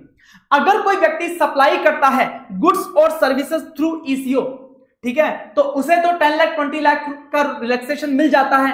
लेकिन अगर कोई व्यक्ति गुड्स का सप्लाई कर रहा है ईसीओ के थ्रू और उसने कंडीशन ब्रीच कर दी, जो कंडीशन हम आगे जाकर पढ़ेंगे और पढ़ा भी है, अगर वो कंडीशन ब्रीच कर दी और गुड्स सप्लाई कर रहा है ईसीओ के थ्रू, तो उसे फिर कंपलसरी रजिस्ट्रेशन लेना पड़ जाएगा। ये लोग हैं जिन्हें कंपलसरी रजिस्ट्रेशन लेना है। सबसे ज्यादा जो यूज होता है वो होता है interstate taxable supply of goods. अगर आप करते हो तो आपको रजिस्ट्रेशन लेना पड़ जाएगा। उसके बाद person not liable for registration, ऐसे कौन कौन से लोग हैं जिनको रजिस्ट्रेशन लेना ही नहीं है। तो देखना, अगर कोई व्यक्ति सिर्फ और सिर्फ क्या कर रहा है, नॉन टैक्सेबल सप्लाई कर रहा है या एग्जम्प्ट गुड्स और सर्विसेज की सप्लाई कर रहा है। अरे भाई, जो कोई ऐसी सप्लाई कर रहा है जिसके ऊपर टैक्स ही पे नहीं करना, तो रजिस्ट्रेशन करवाने की जरूरत क्या है। तो अगर कोई व्यक्ति एक्सक्लूसिवली नॉन टैक्सेबल और एग्जम्प्ट सप्लाई कर रहा है तो रजिस्ट्रेशन नहीं लेना है। अगर कोई एग्रीकल्चरिस्ट है, कोई किसान है, हमेशा किसान किसको मानेंगे, कोई इंडिविजुअल या एचयूएफ होगा तभी उसे किसान मानेंगे, वरना किसी अगर मान लो पार्टनरशिप फर्म वगैरह तो उसको किसान हम नहीं मान सकते। To extent of supply of produce from cultivation of the land, अगर वो कल्टीवेशन ऑफ लैंड से जो प्रोड्यूस आ रही है उसको बेच रहा है तो ऐसे केस में उसे रजिस्ट्रेशन लेने की जरूरत नहीं है। लेकिन उसके अलावा अगर उसने कुछ बेचा तो फिर उसे रजिस्ट्रेशन लेना पड़ जाएगा। उसके बाद अगर कोई व्यक्ति आरसीएम की सप्लाई कर रहा है, मान लीजिए एक लॉयर है, लॉयर जितनी भी सप्लाई करता है वो या तो एग्जम्प्ट होती है या आरसीएम में टैक्सेबल होती है, तो टैक्स कौन पे करेगा, सामने वाला। तो सर लॉयर को रजिस्ट्रेशन लेने की जरूरत है क्या, नहीं सर। अगर आप सप्लाई करते हो only RCM supplies, outward supplies, तो ऐसे केस में आपको रजिस्ट्रेशन लेने की जरूरत नहीं है। लेकिन मेटल स्क्रैप का एक सप्लायर होता है जो आपके सिलेबस में नहीं है, गुड्स के केस में होता है कि अगर कोई मेटल स्क्रैप की सप्लाई करता है तो उसे आरसीएम लगता है। तो भैया मेटल स्क्रैप का सप्लायर पे ये एप्लीकेबल नहीं होगा, भले ही आरसीएम लग रहा है, अगर उसका टर्नओवर का थ्रेशोल्ड क्रॉस हो रहा है तो उसे रजिस्ट्रेशन लेना पड़ेगा। Person making interstate supplies of taxable services up to 10 lakh और 20 लाख, अगर कोई इंटरस्टेट सप्लाई करता है सर्विसेज की, देखो गुड्स की करता है तो हमने क्या बोला कि रजिस्ट्रेशन लेना पड़ेगा, लेकिन अगर सर्विसेज की करता है तो ऐसे केस में जब तक उसका टर्नओवर 10 लाख 20 लाख को एक्सीड नहीं करता तब तक उसे रजिस्ट्रेशन नहीं लेना। हैंडीक्राफ्ट हैंडमेड गुड्स के केस में 10 लाख 20 लाख रुपीस तक अगर इंटरस्टेट टैक्सेबल सप्लाई कर रहा है तो रजिस्ट्रेशन नहीं लेना। और ईसीओ की हमने बात करी, ईसीओ की हमने बात करी, हमने बोला कि भाई अगर कोई सर्विसेज सप्लाई कर रहा है ईसीओ के थ्रू तो उसे 10 लाख 20 लाख तक उसका टर्नओवर है तो रजिस्ट्रेशन नहीं लेना। अगर कोई गुड्स सप्लाई कर रहा है तो अगर वो सारी कंडीशन पूरी कर रहा है तो उसे भी 10 लाख 20 लाख 40 लाख तक का टर्नओवर के लिए रजिस्ट्रेशन नहीं लेना। लेकिन अगर वो कंडीशन ब्रीच कर देगा तो उसे कंपलसरी रजिस्ट्रेशन लेना पड़ जाएगा। ये हमने ईसीओ के लिए बात करी थी। अब हम बात करेंगे रजिस्ट्रेशन के रिलेटेड स्पेशल पॉइंट। सर क्या होता है, जब भी आप रजिस्ट्रेशन के लिए अप्लाई करोगे तो आपको रजिस्ट्रेशन होने के बाद एक जीएसटीआईएन नंबर दिया जाएगा जिसे बोलते हैं जीएसटी आइडेंटिफिकेशन नंबर, जिससे कि आपको आइडेंटिफाई किया जाएगा जीएसटी के अंदर। ठीक है, GST is a unique number in GST to identify the tax payer. जब आप जीएसटी का रजिस्ट्रेशन करवाने जाते हो ना तब आपको क्या देना पड़ता है, पैन देना पड़ता है, अपना पैन देना पड़ता है। इनकम टैक्स एक्ट में आपको पैन नंबर मिलता है जो कि 10 डिजिट का होता है। जब तक आप ये पैन नहीं दोगे तब तक आपका जीएसटी रजिस्ट्रेशन नहीं होगा, तो पैन देना होता है। दूसरी बात, हर स्टेट और यूनियन टेरिटरी में आपको अलग से रजिस्ट्रेशन लेना होता है, तो आपको बताना होता है कि कौन से स्टेट और यूनियन टेरिटरी में आप रजिस्ट्रेशन ले रहे हो। इन सारी इंफॉर्मेशन का यूज करके आपका क्या बनाया जाता है, ये जीएसटी नंबर बनाया जाता है। तो आपका जीएसटी नंबर जो होता है ना वो 15 डिजिट का होता है, 15 डिजिट का होता है, 15 डिजिट का होता है। उसमें से स्टार्टिंग के जो 2 डिजिट होते हैं वो स्टेट कोड होते हैं। हर स्टेट और यूनियन टेरिटरी को अलग अलग कोड दे रखा है। मान लीजिए अगर आप महाराष्ट्र में रजिस्ट्रेशन करवाओगे तो महाराष्ट्र का कोड है 27, तो यहाँ पर 27 दिखेगा। दिल्ली में करवाओगे तो 07 आपको दिखेगा। तो ये स्टेट और यूनियन टेरिटरी कोड आपका 2 डिजिट का दिखेगा। उसके बाद जो आपने अपना पैन नंबर दिया है वो पैन नंबर 10 डिजिट का वो लिखा जाएगा। मान लीजिए यूएमजेजे 4196 के इस तरीके का पैन नंबर है। अब उसके बाद क्या होगा, ये 12 डिजिट हो गए। उसके बाद के 3 डिजिट होंगे रैंडम, एक तो एंटिटी कोड होगा 01 और चेक डिजिट होगा 1। ठीक है, तो एंटिटी कोड होंगे 2 डिजिट के और एक चेक डिजिट होगा। अब एंटिटी कोड क्या होगा सर, मान लीजिए सेम स्टेट में आपको सेम पैन के ऊपर मान लीजिए 2 रजिस्ट्रेशन लेने हैं तो कुछ तो डिफरेंस होना चाहिए ना, तो यहाँ पे एंटिटी कोड आपका चेंज हो जाएगा, स्टेट कोड सेम रहेगा, पैन सेम रहेगा। इस तरीके से पूरा 15 डिजिट का आपको जीएसटी आइडेंटिफिकेशन नंबर देखने को मिलेगा। ठीक है, लेकिन सर नॉर्मली जो जीएसटी रजिस्ट्रेशन होता है वो पैन के बेसिस पे होता है, लेकिन जो नॉन रेजिडेंट टैक्सेबल पर्सन होता है, जो आउट ऑफ इंडिया का बंदा है सर, उसके पास तो पैन नंबर नहीं होगा, तो ऐसे केस में उसका पासपोर्ट के बेसिस पे क्या कर दिया जाएगा, रजिस्ट्रेशन कर दिया जाएगा। कहां पे आपको अप्लाई करना रजिस्ट्रेशन सर, जहां जहां से जिन स्टेट और यूनियन टेरिटरी से आप कोई टैक्सेबल सप्लाईज कर रहे हो, उन स्टेट और यूनियन टेरिटरी से आपको क्या करना पड़ेगा, रजिस्ट्रेशन करना पड़ेगा। ठीक है, आपको स्टेट वाइज रजिस्ट्रेशन करवाना पड़ेगा, सेंट्रलाइज रजिस्ट्रेशन का कोई कॉन्सेप्ट नहीं है जीएसटी के अंदर। सिंगल रजिस्ट्रेशन नहीं लिया जा सकता for more than one state और यूनियन टेरिटरीज, आपको अलग अलग यूनियन टेरिटरी स्टेट के लिए अलग अलग रजिस्ट्रेशन लेना पड़ेगा। अगर कोई व्यक्ति मोर than one place of business से काम कर रहा है एक सिंगल स्टेट में, एक सेम स्टेट और यूनियन टेरिटरी में आपके दो या दो से ज्यादा प्लेसेस पे बिजनेस है, मान लीजिए राजस्थान के अंदर एक जयपुर में प्लेस ऑफ बिजनेस है और एक उदयपुर में प्लेस ऑफ बिजनेस है, तो ऐसे केस में क्या होगा सर, आपके पास दो ऑप्शन होंगे, या तो जयपुर और उदयपुर दोनों को सेपरेटली रजिस्टर करवा लीजिए, तो ऐसे केस में दोनों का आपको सेपरेट जीएसटी आइडेंटिफिकेशन नंबर मिल जाएगा। अगर आप दोनों को सिंगल रजिस्ट्रेशन करवाना चाहते हो तो वो भी कर सकते हो, क्योंकि सेम स्टेट के अंदर है, और सिंगल रजिस्ट्रेशन करवाओगे तो आपको एक प्लेस को प्रिंसिपल प्लेस डिक्लेयर करना पड़ेगा कि ये मेरा प्रिंसिपल प्लेस है, और बाकी जितने भी प्लेसेस हैं उनको additional place of business declare करना पड़ेगा। ठीक है, तो डिक्लेयर प्रिंसिपल और additional place of business.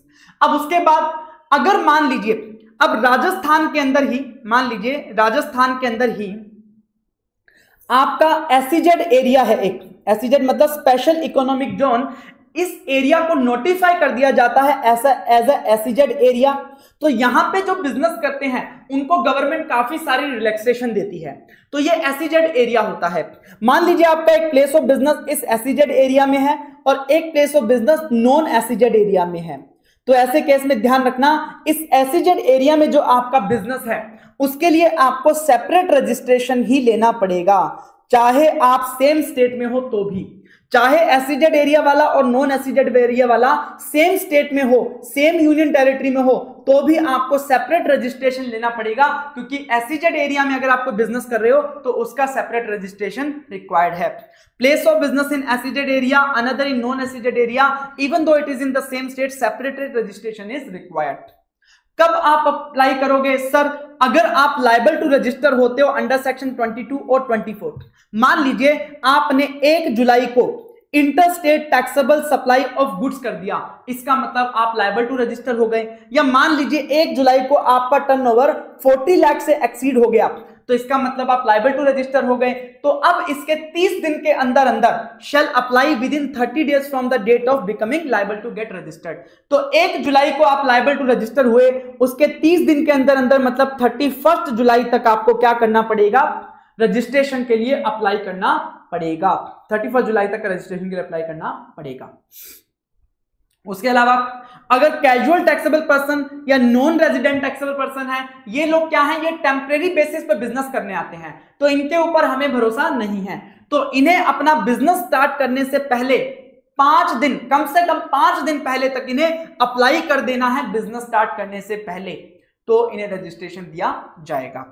Effective date of registration क्या होगा सर, कब से रजिस्टर्ड माने जाओगे, अगर आप लायबल टू रजिस्टर हुए, ठीक है, एज पर सेक्शन 22-24, और आपने 30 डेज के अंदर अप्लाई कर दिया, तो ऐसे केस में जिस दिन आप लायबल टू रजिस्टर हुए थे उस दिन से आप रजिस्टर्ड माने जाओगे। अगर आपने 30 डेज के अंदर अप्लाई नहीं किया, लेट हो गए, तो ऐसे केस में जिस दिन आपको सर्टिफिकेट ऑफ रजिस्ट्रेशन ग्रांट किया जाएगा उस दिन आप रजिस्टर्ड माने जाओगे।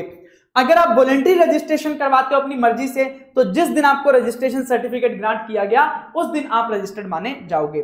मान लीजिए Ron limited become liable to register on 1 June और उसने अप्लाई कर दिया ऑन 10 जून, तो रजिस्ट्रेशन सर्टिफिकेट ग्रांट कर दिया गया इनको 5 जुलाई को। अब क्योंकि 1 जून से लेकर के 30 डेज के अंदर अंदर उसने रजिस्टर के लिए अप्लाई कर दिया, तो ऐसे केस में जिस दिन वो लायबल टू रजिस्टर हुआ था वहीं से इफेक्टिव डेट माना जाएगा, तो 1 जून से ही रजिस्टर्ड माना जाएगा।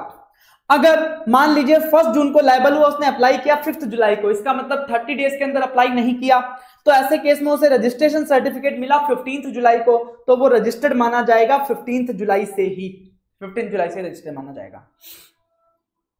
अब यहाँ पे ये तो हमने मेन बात कर ली रजिस्ट्रेशन चैप्टर की। अब हम बात करेंगे प्रोसीजरल एस्पेक्ट के ऊपर। रजिस्ट्रेशन के रिलेटेड जितने भी प्रोसीजर है रजिस्टर होने के लिए, कैंसिल होने के लिए, रिवोक होने के लिए, सारी बातें करेंगे। देखो, कोई भी व्यक्ति अगर रजिस्ट्रेशन लेना चाहता है तो वो किस फॉर्म में अप्लाई करेगा? फॉर्म जीएसटी REG 01 में अप्लाई करेगा, एक्सेप्ट कुछ लोगों को छोड़ के, नॉन रेजिडेंट टैक्सेबल पर्सन को छोड़ के, टीडीएस डिडक्टर, टीसीएस कलेक्टर को छोड़ के, या ओवाइडर सर्विस या ऑनलाइन मनी गेमिंग प्रोवाइडर है वो आउटसाइड इंडिया से जो प्रोवाइड कर रहा है, इन तीनों को छोड़ करके बाकी सब किस फॉर्म में अप्लाई करेंगे? फॉर्म जीएसटी REG 01 में अप्लाई करेंगे। क्योंकि ये बाहर वाले लोग हैं, NRTP, OIDAR service, online money gaming outside India, तो इनके लिए अलग फॉर्म है। टीडीएस डिडक्टर, टीसीएस कलेक्टर के लिए अलग फॉर्म है। तो ऐसे केस में बाकी लोगों के लिए क्या हो जाएगा? फॉर्म जीएसटी REG 01 हो जाएगा। तो अब मैं आपको प्रैक्टिकली पोर्टल पे ले जाकर के दिखाता हूं कैसे रजिस्ट्रेशन होता है, एक फेयर आइडिया दे रहा हूं जस्ट स्टार्ट करने के लिए। तो यहां पे आपको पोर्टल पे आपको रजिस्ट्रेशन का टैब दिखेगा, तो आप रजिस्ट्रेशन के लिए जाओगे तो यहां पे न्यू रजिस्ट्रेशन आपको दिखाई देगा। तो यहां पे आपको सेलेक्ट करना पड़ेगा आप टैक्स पेयर हो, TDS deductor, TCS collector, GST practice, इस तरीके से आपको सारे दिखेंगे। अगर आप इन सब में से मान लीजिए नॉर्मल वाले हो, जीएसटी REG 01 में पढ़ना है, तो आप टैक्स पेयर सेलेक्ट कर लोगे। उसके बाद आप स्टेट सेलेक्ट करोगे कहां रजिस्टर करना है, मान लीजिए मैंने गुजरात किया। डिस्ट्रिक्ट सेलेक्ट करोगे, मान लीजिए मैंने आनंद डिस्ट्रिक्ट सेलेक्ट किया। यहां पे आप legal name of the business डालोगे, मान लीजिए मैंने कुछ डाल दिया। यहां पे पैन नंबर डालोगे, ठीक है, यहां पे मान लीजिए मैं पैन नंबर डाल देता हूं, कुछ भी डाल देता हूं, ठीक है, यहां पे मैंने पैन नंबर डाल दिया। फिर यहां पे आप ईमेल एड्रेस डाल दोगे, ठीक है, यहां पे मान लीजिए कोई भी ईमेल एड्रेस डाल देता हूं। उसके बाद यहां पे आप मोबाइल नंबर डाल दोगे, कुछ भी मोबाइल नंबर डाल देते हैं अपन, ठीक है, 24689, ठीक है। उसके बाद आप क्या करोगे, यहां पे ओटीपी डालोगे 412164, ओटीपी नहीं, यहां पे जो नंबर है। तो यहां पे क्योंकि मैंने यहां पे जो आपका पैन नंबर है वो गलत डाला है, तो ये मुझे रजिस्ट्रेशन नहीं करने देगा। अगर आप देखोगे क्या बोल रहा है, पैन इज इनवैलिड और पैन डज नॉट एग्जिस्ट और पैन इज इनएक्टिव। तो देखिए यहां पे क्या होगा, आपको सबसे पहले पैन डिक्लेयर करना पड़ेगा, हमने किया। स्टेट और यूनियन टेरिटरी जहां पे रजिस्टर करवाना है वो डिक्लेयर करना पड़ेगा। उसके बाद मोबाइल नंबर और ईमेल एड्रेस, ये सारी चीजें आपको डिक्लेयर करनी पड़ेंगी। फिर सिस्टम चेक करेगा कि आपने जो पैन डाला है क्या वैसा कोई पैन एग्जिस्ट भी करता है क्या, ऐसे तो नहीं कि फर्जी पैन डाल के कुछ भी कर रहे हो। तो ऐसे केस में सिस्टम चेक करेगा, जो आपने मोबाइल नंबर डाला है, ईमेल एड्रेस डाला है, उसके ऊपर आपको क्या आएगा, ओटीपी आएगा। अगर आपका पैन करेक्ट होगा तो यह आगे बढ़ेगा और आपका मोबाइल नंबर और ईमेल एड्रेस पे क्या आ जाएगा, ओटीपी आ जाएगा। और जैसे ही आप ओटीपी बेस्ड वैलिडेशन करोगे तो उसके बाद आपको आएगा temporary reference number, TRN number generate हो जाएगा, एक नंबर जनरेट हो जाएगा जिसे बोलते हैं टेम्परेरी रेफरेंस नंबर, ठीक है। अब उसके बाद क्या करोगे, आप उस टेम्परेरी रेफरेंस नंबर का यूज करके, यहां पे आप टेम्परेरी रेफरेंस नंबर का यूज करके और आगे फॉर्म को भरोगे। ये तो हमने जो भरा वो पार्ट 1 भरा था, अब हम पार्ट बी फाइल करेंगे, ठीक है। उस टीआरएन का यूज करके पार्ट बी फाइल करोगे, जिसके अंदर बहुत सारी डिटेल्स आपसे मांगेगा, जैसे आपका लोकेशन कहां पे है, आपका बिजनेस का नाम क्या है, आप मतलब कहां पे आपके प्लेस ऑफ बिजनेस रहने वाले हैं, आपके ऑथराइज सिग्नेटरी कौन है, आपके पार्टनर कौन है, ये सारी चीजें पूछेगा और उसके लिए डॉक्यूमेंट भी मांगेगा। और उसके साथ ही साथ आपको आधार ऑथेंटिकेशन का भी मांगा जाएगा कि भाई जो आपने आधार नंबर डाला है उसे ऑथेंटिकेट किया जाएगा। कैसे सर, जो आपने आधार नंबर डाला है उससे लिंक जो मोबाइल नंबर है उसके ऊपर आपको ओटीपी वगैरह आएगा, उससे आप वैलिडेट करोगे कि ये आपका ही आधार नंबर है। तो ये पार्ट बी के अंदर होगा। और अगर कोई कैजुअल टैक्सेबल पर्सन है तो उसे वहां पे एडवांस टैक्स भी जमा करवाना पड़ेगा पार्ट बी के अंदर, ठीक है। उसके बाद क्या होगा, एक्नॉलेजमेंट जनरेट होगी और एप्लीकेशन किसके पास चली जाएगी, प्रॉपर ऑफिसर के पास चली जाएगी, डिपार्टमेंट के पास चली जाएगी। अब डिपार्टमेंट वाले उस एप्लीकेशन को देखेंगे और आपने अगर एप्लीकेशन फाइल किया और उसके साथ साथ आपने आधार ऑथेंटिकेशन भी सक्सेसफुली कंप्लीट कर लिया है 15 दिन के अंदर अंदर। आधार ऑथेंटिकेशन मतलब जिस आधार को आपने फिल किया था उसके ऊपर ओटीपी वगैरह आया, आपने वेरीफाई कर दिया, इसका मतलब आपने आधार ऑथेंटिकेशन कर दिया। अगर आपने आधार ऑथेंटिकेशन सक्सेसफुली कर दिया है तो डिपार्टमेंट के पास 7 दिन होंगे, 7 दिन में वो आपके एप्लीकेशन चेक करेगा। अगर एप्लीकेशन में कोई कमी नहीं है, नो डेफिशिएंसी इन एप्लीकेशन, तो वो रजिस्ट्रेशन ग्रांट कर देगा 7 वर्किंग डेज के अंदर। अगर वो डेफिशिएंसी पाता है एप्लीकेशन के अंदर तो वो 7 दिन के अंदर आपको एक नोटिस इशू करेगा कि मुझे लगता है कि आपकी एप्लीकेशन में ये कमी है। और अगर वो 7 दिन में कुछ भी नहीं करता तो ये मान लिया जाएगा कि आप 7वें दिन से रजिस्टर हो गए। अच्छा, अब मान लो उसने नोटिस दे दिया कि आपके एप्लीकेशन में कमी है, तो उसके बाद आपको 7 दिन फिर मिलेंगे कि आप 7 वर्किंग डेज के अंदर आप क्या करो, क्लैरिफिकेशन दो कि आपकी एप्लीकेशन में कोई कमी नहीं है। उसके बाद प्रॉपर ऑफिसर अगर आपके क्लैरिफिकेशन से सेटिस्फाइड हो जाता है तो वो रजिस्ट्रेशन ग्रांट कर देगा, अगर नहीं होता है तो रिजेक्ट कर देगा। ये उसे 7 दिन के अंदर डिसीजन लेना है। अगर 7 दिन के अंदर डिसीजन नहीं लेता है तो 7वें दिन से आप रजिस्टर्ड मान लिए जाओगे। जहां पे 7 दिन की लिमिट है वहां पे 7 वर्किंग डेज हैं, और जहां पे 7 दिन से ज्यादा है वहां पे डायरेक्टली डेज दिए गए हैं। और मान लीजिए आपने जब एप्लीकेशन फाइल किया तो आपने आधार ऑथेंटिकेशन ऑप्ट किया, लेकिन आप आधार ऑथेंटिकेशन करने में फेल हो गए। मान लीजिए आपका नंबर नहीं चल रहा है, किसी भी कारण से आप आधार ऑथेंटिकेशन नहीं कर पाए 15 दिन के अंदर, तो भैया 15वें दिन ये मान लिया जाएगा कि आपने बिना आधार ऑथेंटिकेशन के एप्लीकेशन फाइल कर दी है, या फिर आपने आधार ऑथेंटिकेशन ऑप्ट ही नहीं किया तो भी आपकी एप्लीकेशन आगे प्रोसीड होगी। तो ऐसे केस में क्या होगा, डिपार्टमेंट को अब 30 दिन मिलेंगे। अब 30 दिन के अंदर वो चाहे तो फिजिकल एग्जामिनेशन कर ले प्लेस ऑफ बिजनेस का, चाहे वो डॉक्यूमेंट्स का वेरिफिकेशन कर ले। अगर उसे एप्लीकेशन में कोई कमी नहीं लगती है तो वो रजिस्ट्रेशन ग्रांट कर देगा 30 दिन के अंदर अंदर। अगर उसे कमी लगती है तो 30 दिन के अंदर एक नोटिस इशू कर देगा कि भैया आपकी एप्लीकेशन में कोई ना कोई कमी है। तो फिर आपको 7 वर्किंग डेज के अंदर उसका क्या देना पड़ेगा, क्लैरिफिकेशन देना पड़ेगा। अगर वो 30 डेज में ना नोटिस इशू करता है ना रजिस्ट्रेशन करता है तो मान लिया जाएगा कि आप 30th डे पे रजिस्टर्ड हो गए। अब 7 वर्किंग डेज में आप क्लैरिफिकेशन दोगे, फिर प्रॉपर ऑफिसर देखेगा आपके क्लैरिफिकेशन से सेटिस्फाइड है या नहीं है। अगर सेटिस्फाइड है तो रजिस्ट्रेशन ग्रांट कर देगा, वरना रिजेक्ट कर देगा। ये उसे करना है 7 दिन में। अगर 7 वर्किंग डेज में नहीं करता तो ऐसे केस में फिर आपकी एप्लीकेशन 7वें दिन कंप्लीट मानी जाएगी। अब देखना, यहां पे बायोमेट्रिक बेस्ड आधार ऑथेंटिकेशन भी होता है, जहां पे आपकी फोटो ली जाएगी, डॉक्यूमेंट्स को फिजिकली वेरीफाई किया जाएगा। मान लीजिए आपने कोई एड्रेस प्रूफ दिया तो उसको फिजिकली वेरीफाई किया जाएगा। Will be done at notified facilitation centre, उसके लिए कुछ सेंटर्स बनाए गए हैं। किनका होगा सर, क्या सबका होगा? नहीं बॉस, अगर किसी व्यक्ति ने आधार ऑथेंटिकेशन ऑप्ट नहीं किया तो ऐसे सारे एप्लीकेंट्स का क्या होगा, बायोमेट्रिक बेस्ड आधार ऑथेंटिकेशन होगा। अगर किसी व्यक्ति ने मान लीजिए आधार ऑथेंटिकेशन कर भी दिया तो ऐसे केस में भी कुछ एप्लीकेंट्स को सेलेक्ट किया जा सकता है बेस्ड ऑन रिस्क पैरामीटर्स और डेटा एनालिसिस कि भैया ये बंदे का क्या करो, बायोमेट्रिक बेस्ड आधार ऑथेंटिकेशन करो। अगर किसी ने आधार ऑथेंटिकेशन ऑप्ट किया है और उसे भी सेलेक्ट कर लिया जाता है तो ऐसे केस में उसका भी क्या होगा, बायोमेट्रिक बेस्ड आधार ऑथेंटिकेशन होगा।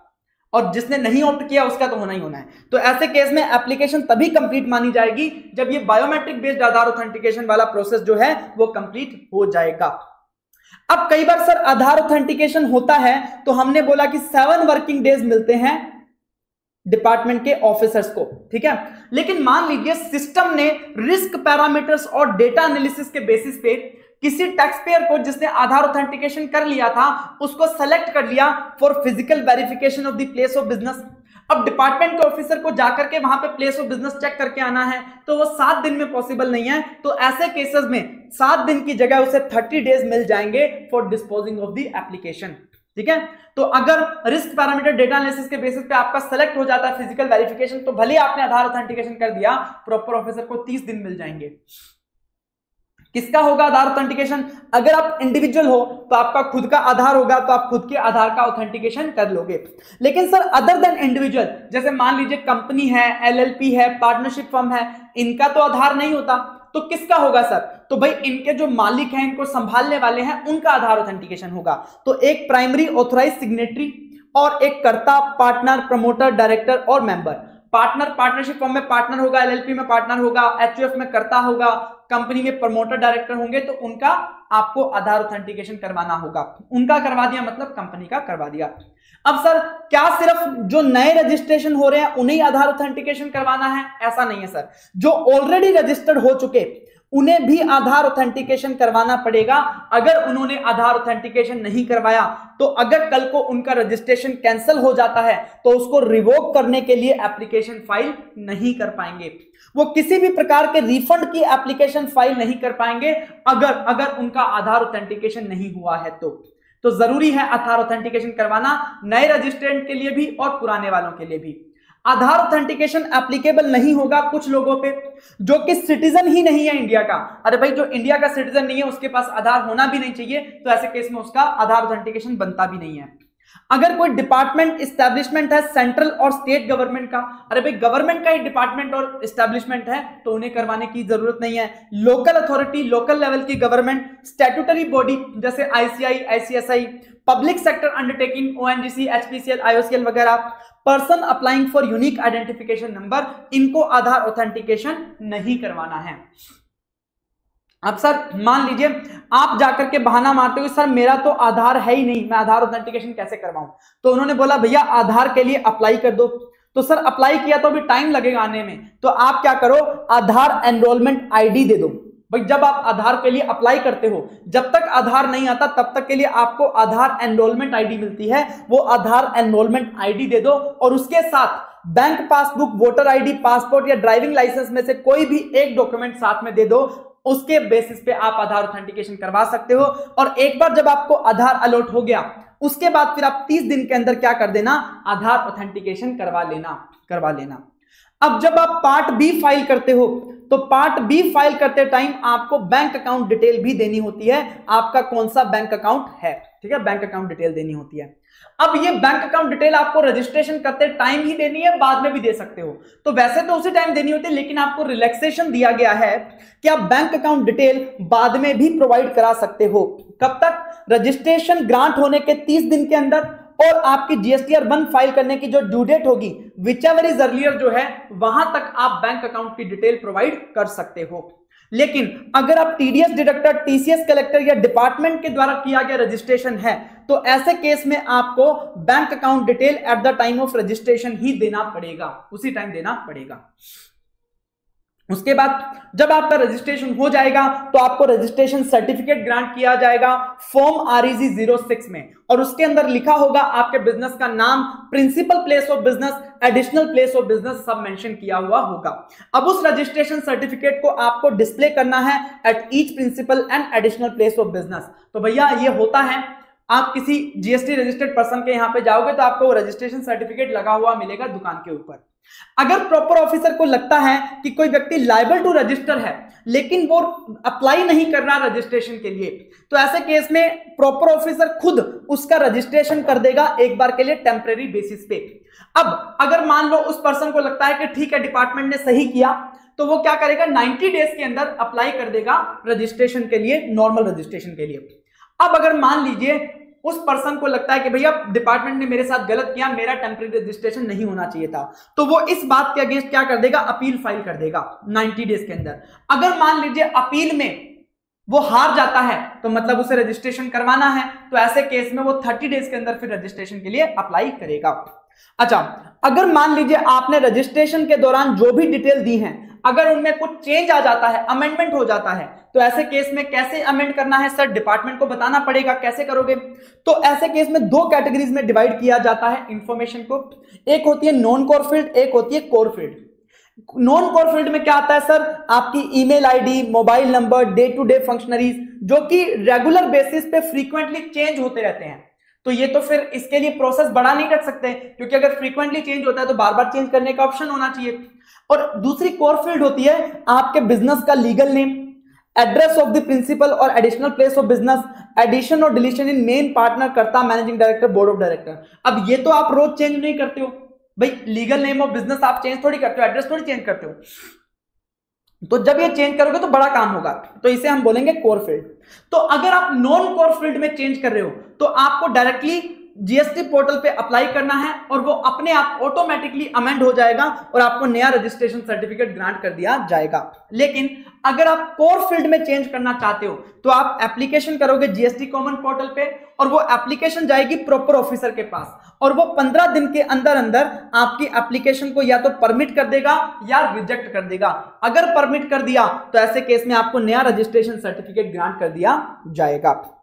ध्यान रखना, अगर आपके पैन नंबर में चेंज होता है या स्टेट में चेंज होता है तो ऐसे केस में सर पूरा जीएसटी आइडेंटिफिकेशन नंबर ही चेंज हो जाएगा, क्योंकि जीएसटी आइडेंटिफिकेशन नंबर में स्टेट कोड और पैन नंबर रहता है। अगर वही चेंज हो गया तो फिर तो आपके रजिस्ट्रेशन अमेंड करने का कोई मतलब नहीं है, आप पुराना रजिस्ट्रेशन सस्पेंड करोगे और नया रजिस्ट्रेशन आपको लेना पड़ेगा। अगर आपके पैन और स्टेट में चेंज है, अमेंडमेंट नहीं हो सकता। उसके बाद रजिस्ट्रेशन कैंसिल किया जा सकता है, आप अपनी मर्जी से भी कैंसिल कर सकते हो या डिपार्टमेंट भी आपका रजिस्ट्रेशन कैंसिल कर सकता है। आप कब करोगे रजिस्ट्रेशन को कैंसिल? तो ध्यान रखना, आप जब भी ये इवेंट होगा उसके 30 दिन के अंदर आप अप्लाई करोगे। या तो आपने बिजनेस डिसकंटिन्यू कर दिया, बंद कर दिया, ट्रांसफर कर दिया किसी और को, अमालगमेट हो गया तो नई कंपनी बनेगी, नया रजिस्ट्रेशन होगा, मर्ज कर दिया तो भैया किसी और में मर्ज हो गया, डीमर्ज हो गया तो मतलब नया कंपनीज बनेगी डीमर्ज होके, डिस्पोजल कर दिया, बेच दिया और डेथ हो गई। ऐसे किसी भी केस में आपका बिजनेस अब बचा नहीं है तो ऐसे केस में फिर आपको रजिस्ट्रेशन कैंसिल करवाना होगा। अगर आपके कॉन्स्टिट्यूशन ऑफ बिजनेस में चेंज हो जाता है, business no longer liable to be registered, आप लायबल टू रजिस्टर हुए थे इसलिए आपने बिजनेस को रजिस्टर करवाया था, लेकिन अब आप लायबल टू रजिस्टर नहीं रहे तो ऐसे केस में फिर आप कैंसिल करवा सकते हो। अगर आप वॉलंटरी रजिस्ट्रेशन करवाया था और अब आपका मन है कि नहीं मुझे रजिस्टर नहीं रहना, तो आप ऑप्ट आउट कर सकते हो वॉलंटरी रजिस्ट्रेशन में से। तो इस केस में आपको खुद अप्लाई करोगे, वॉलंटरी कैंसिलेशन बोलते हैं। अब कुछ केसेस ऐसे होंगे जहां पे प्रॉपर ऑफिसर डिपार्टमेंट आपका रजिस्ट्रेशन कैंसिल कर देगा और डिपार्टमेंट अगर चाहे तो आपका रजिस्ट्रेशन रिट्रोस्पेक्टिव डेट से भी कैंसिल कर सकता है, किसी पुरानी डेट से भी कैंसिल कर सकता है। लेकिन जब भी कैंसिल करेगा तो आपको बोलने का मौका जरूर देगा, आपको नोटिस जरूर दिया जाएगा। किन किन केसेस में वो आपका रजिस्ट्रेशन कैंसिल कर सकता है सर? अगर आपने रजिस्ट्रेशन लिया है by means of fraud, wilful misstatement, suppression of fact, अगर आपने जो रजिस्ट्रेशन लिया है वो फ्रॉड करके लिया है, विलफुल मिसस्टेटमेंट से लिया है, सप्रेशन ऑफ फैक्ट करके आपने गलत शलत चीजें बताई, फ्रॉड किया, उसके थ्रू रजिस्ट्रेशन लिया, तो सर वो रजिस्ट्रेशन आपका वैलिड नहीं है, वो आपका कैंसिल कर दिया जाएगा। जिसने रजिस्ट्रेशन लिया है वॉलंटरली रजिस्ट्रेशन ले रहा हूं और 6 महीने तक मैंने बिजनेस स्टार्ट नहीं किया, तो भाई क्यों लिया था फिर रजिस्ट्रेशन? अब आपका रजिस्ट्रेशन कैंसिल कर दिया जाएगा। आपने रिटर्न फाइल नहीं करी, आप कॉम्पोजिशन सप्लायर हो, आपकी ड्यू डेट थी रिटर्न की और उसके 3 महीने तक भी आपने रिटर्न फाइल नहीं करी, तो ऐसे केस में भी रजिस्ट्रेशन आपका कैंसिल कर दिया जाएगा। अगर आपने कोई भी प्रोविजन कॉन्ट्रावेंट किया जो मैं अभी आपको बताने वाला हूं, आपने जो डिक्लेयर किया था प्लेस ऑफ बिजनेस वहां से आप बिजनेस नहीं कर रहे हो, इसका मतलब आपने गलत एड्रेस दिया था, तो आपका रजिस्ट्रेशन कैंसिल कर दिया जाएगा। आपको बैंक अकाउंट डिटेल प्रोवाइड करानी थी, 30 दिन का टाइम दिया था, लेकिन आपने उस टाइम पीरियड में बैंक अकाउंट डिटेल प्रोवाइड नहीं कराई, तो रजिस्ट्रेशन कैंसिल कर दिया जाएगा। आप इनवॉइस इशू कर रहे हो बिना सप्लाई करे हुए, देखो आपको इनवॉइस इशू करना होता है जब आप कोई टैक्सेबल सप्लाई करते हो, आप बिना सप्लाई करे इनवॉइस इशू कर रहे हो मतलब फ्रॉड कर रहे हो, तो आपका रजिस्ट्रेशन कैंसिल कर दिया जाएगा। आप आईटीसी ले रहे हो in violation of the provision of the act, भाई एक्ट में बोला है आपको जब इनवॉइस होगा, आप जब गुड्स रिसीव करोगे तभी आईटीसी लेना है, लेकिन आप तो वायलेशन कर रहे हो, तो ऐसे केस में आपका रजिस्ट्रेशन कैंसिल कर दिया जाएगा। आप रेगुलर टैक्स पेयर हो, मंथली रिटर्न फाइल करते हो, आपने कंटिन्यूअसली 6 महीने तक रिटर्न फाइल नहीं करी। आप रेगुलर टैक्स पेयर हो, क्वार्टरली रिटर्न फाइल करते हो, आपने कंटिन्यूअसली 2 टैक्स पीरियड तक मतलब 2 क्वार्टर मतलब तक 6 महीने तक आपने रिटर्न फाइल नहीं करी, तो आपका रजिस्ट्रेशन कैंसिल कर दिया जाएगा। आपने रूल 86B का वायलेशन किया, जो हमने आईटीसी चैप्टर में पढ़ा था कि maximum 99% of the output tax liability can be paid from the ITC, तो उस रूल का अगर आपने वायलेशन किया तो भी आपका रजिस्ट्रेशन कैंसिल कर दिया जाएगा। आपने जीएसटीआर 3B में लायबिलिटी कम दिखाई है जितनी आपने जीएसटीआर 1 में दिखाई थी, तो ऐसे केस में भी रजिस्ट्रेशन कैंसिल कर दिया जाएगा। उसके बाद अगर आपने रिटर्न नहीं फाइल करी with in time limit prescribe, आपका रजिस्ट्रेशन कैंसिल हो गया था, कैंसिल होने के बाद आपने एप्लीकेशन लगाई, आपका रजिस्ट्रेशन रिवोक कर दिया गया। अब उसके बाद एक टाइम पीरियड होता है, इसके बीच में आपको रिटर्न फाइल करनी होती है, वो आपने नहीं करी, तो आपका फिर रजिस्ट्रेशन कैंसिल कर दिया जाएगा। अब सर रजिस्ट्रेशन कैंसिल करना चालू किया तो उसकी प्रोसीडिंग चल रही थी, तो प्रोसीडिंग जब कैंसिलेशन की चल रही थी, अभी तक कैंसिल नहीं हुआ था, तो उस दौरान आपके रजिस्ट्रेशन को क्या किया जा सकता है, सस्पेंड किया जा सकता है। जैसे मान लो कोई गवर्नमेंट ऑफिसर है, उसको एक तो नौकरी से निकाल देना, एक जब तक उसके खिलाफ जो कंप्लेन है उसका फैसला नहीं हो जाता तब तक उसे सस्पेंड कर देना। तो यहां पे सस्पेंड किया गया है जब तक कैंसिलेशन की प्रोसीडिंग कंप्लीट नहीं हो जाती। कब से सस्पेंड होगा सर, अगर मान लीजिए रजिस्टर्ड पर्सन ने खुद ने अप्लाई किया है कैंसिलेशन के लिए, तो जिस दिन उसने अप्लाई किया है और जिस दिन से उसने कैंसिलेशन मांगा है, मान लीजिए 1 सितंबर को अप्लाई किया और बोला कि 25 सितंबर से मेरा रजिस्ट्रेशन कैंसिल कर दो, तो विच एवर इज लेटर 25 सितंबर से आपका रजिस्ट्रेशन क्या हो जाएगा, सस्पेंड हो जाएगा। अगर 1 सितंबर को अप्लाई किया और बोला कि 25 अगस्त से आप सस्पेंड कैंसिल कर दो, तो 1 सितंबर से आपका क्या माना जाएगा, सस्पेंड माना जाएगा। अगर डिपार्टमेंट ने इनिशिएट किया है तो भैया जो डेट डिटरमाइन करेगा प्रॉपर ऑफिसर, वहां से आपका रजिस्ट्रेशन सस्पेंड कर दिया जाएगा। सस्पेंड करने से क्या होगा सर, आप कोई भी टैक्सेबल सप्लाई नहीं कर पाओगे। इसका मतलब क्या है सर, आप कोई टैक्स इनवॉइस इशू नहीं कर पाओगे, आप कोई कस्टमर से टैक्स कलेक्ट नहीं कर पाओगे, और उसके अलावा आप रिटर्न भी फाइल नहीं कर पाओगे अगर आपका रजिस्ट्रेशन सस्पेंड हो चुका है। जब आपकी कैंसिलेशन प्रोसीडिंग कंप्लीट हो जाएंगी और आपका मान लो कैंसिलेशन नहीं हो रहा है, तो ऐसे केस में जो सस्पेंशन लगाया गया था वो हटा लिया जाएगा उसी दिन से जिस दिन से सस्पेंशन लगाया गया था। तो ऐसे केस में रिवाइज टैक्स इनवॉइस और फर्स्ट रिटर्न का कॉन्सेप्ट आएगा, जो हम आगे के chapter tax invoice, debit note, credit note और रिटर्न चैप्टर में हम देखेंगे। ठीक है, उसके बाद अगर आपको कैंसिल कर दिया रजिस्ट्रेशन और आपको लगता है कि नहीं मेरा रजिस्ट्रेशन कैंसिल नहीं होना चाहिए था, तो आपको रिवोकेशन के लिए अप्लाई करना पड़ेगा। आपको बोलना पड़ेगा कि जो मेरा कैंसिलेशन हुआ है उसे हटाओ। तो ऐसे केस में टैक्सपेयर में apply for revocation of the cancellation कितने दिन में, विद इन 90 डेज। कहां से, जब आपको ऑर्डर ऑफ कैंसिलेशन सर्व किया गया। ध्यान रखना, जब आपको सर्व किया गया, पास होने से मतलब नहीं है, जब आपको सर्व किया गया उससे 90 डेज के अंदर आपको अप्लाई करना है, जिसे फर्दर 180 डेज से एक्सटेंड किया जा सकता है। किसके द्वारा, कमिश्नर के द्वारा, या फिर उसके द्वारा जो ऑथराइज्ड ऑफिसर हैं, which shall not be below the rank of additional commissioner और जॉइंट कमिश्नर। ठीक है, अब एप्लीकेशन जब आप लगाओगे उसके 30 डेज के अंदर प्रॉपर ऑफिसर चेक करेगा एप्लीकेशन। अगर उसे सही लगता है तो वो आपका कैंसिलेशन रिवोक कर देगा, अगर उसे लगता है कि एप्लीकेशन सही नहीं है तो वो आपकी एप्लीकेशन रिजेक्ट कर देगा, लेकिन उसके साथ वो 7 दिन का शो कॉज नोटिस देगा। तो 7 दिन के अंदर आपको रिप्लाई करना है। ठीक है, आपके रिप्लाई को सुन करके प्रॉपर ऑफिसर आपके एप्लीकेशन को डिसाइड करेगा। अगर 30 डेज के अंदर, जब उसे रिप्लाई रिसीव हुआ उसके 30 डेज के अंदर वो डिसाइड करेगा कि रिजेक्ट करना है या एक्सेप्ट करना है। ध्यान रखना, अगर रजिस्ट्रेशन कैंसिल हुआ था क्योंकि आप रिटर्न फाइल नहीं कर रहे थे टाइम पे, तो ऐसे केस में आप रिवोकेशन के लिए तभी अप्लाई करोगे जब आपने ऑलरेडी वो रिटर्न्स फाइल कर दी हैं, जब आपने वो डिफॉल्ट जो किया था वो सही कर दिया, फिर ही रिवोकेशन के लिए अप्लाई करना। ये आपका रजिस्ट्रेशन चैप्टर ऑलमोस्ट कंप्लीट हो गया। अब कुछ स्पेशल प्रोविजन हम बात करेंगे कैजुअल टैक्सेबल पर्सन और नॉन रेजिडेंट टैक्सेबल पर्सन के बारे में। कैजुअल टैक्सेबल पर्सन कौन होता है सर, एक स्टेट से दूसरे स्टेट में बिजनेस करने जाता है ओकेजनली, और उस स्टेट और यूनियन टेरिटरी में आपका कोई फिक्स प्लेस ऑफ बिजनेस नहीं होता, ऐसे व्यक्ति को बोलते हैं casual taxable person. Non resident taxable person कौन होता है सर, जो आउट ऑफ इंडिया का बंदा इंडिया में आया, इंडिया में उसका कोई प्लेस ऑफ बिजनेस या रेजिडेंस नहीं है, तो ऐसे केस में उसे बोलते हैं नॉन रेजिडेंट टैक्सेबल पर्सन। दोनों के लिए ही रजिस्ट्रेशन कंपलसरी है।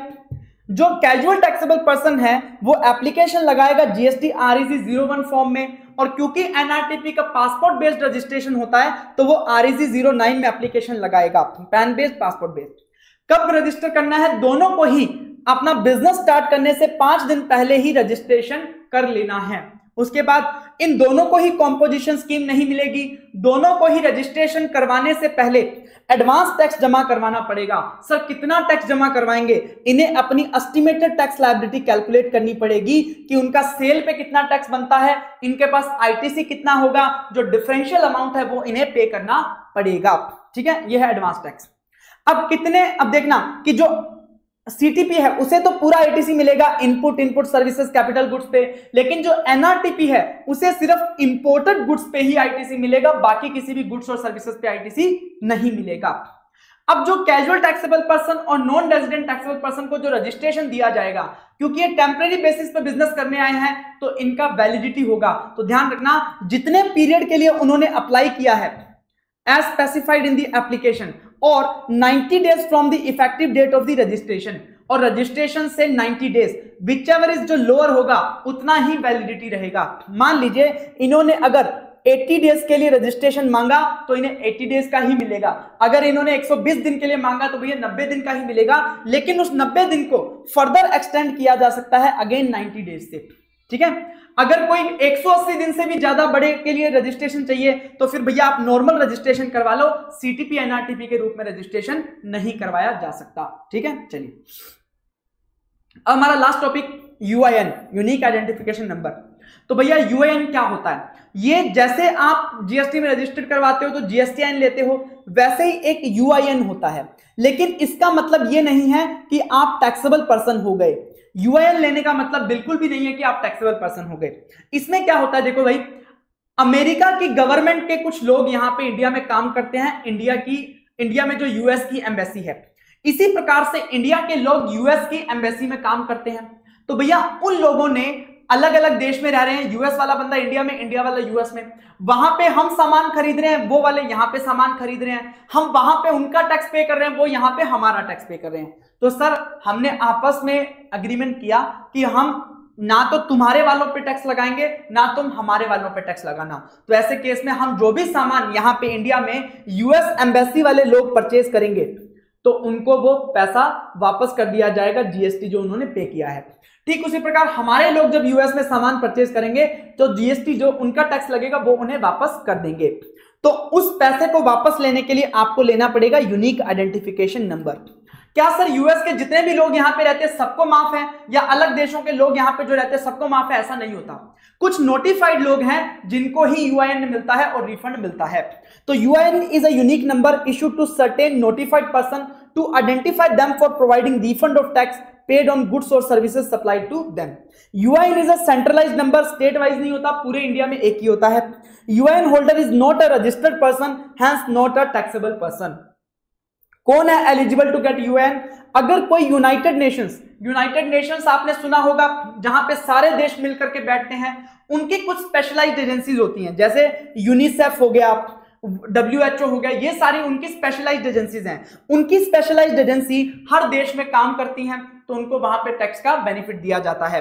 Any financial institution of the UN, कोई WTO है, मान लीजिए IMF है, उनके भी लोग यहाँ पे इंडिया में काम करते हैं तो उनको भी टैक्स का रिफंड दिया जाएगा, इसलिए उनको यूएन दिया जाएगा।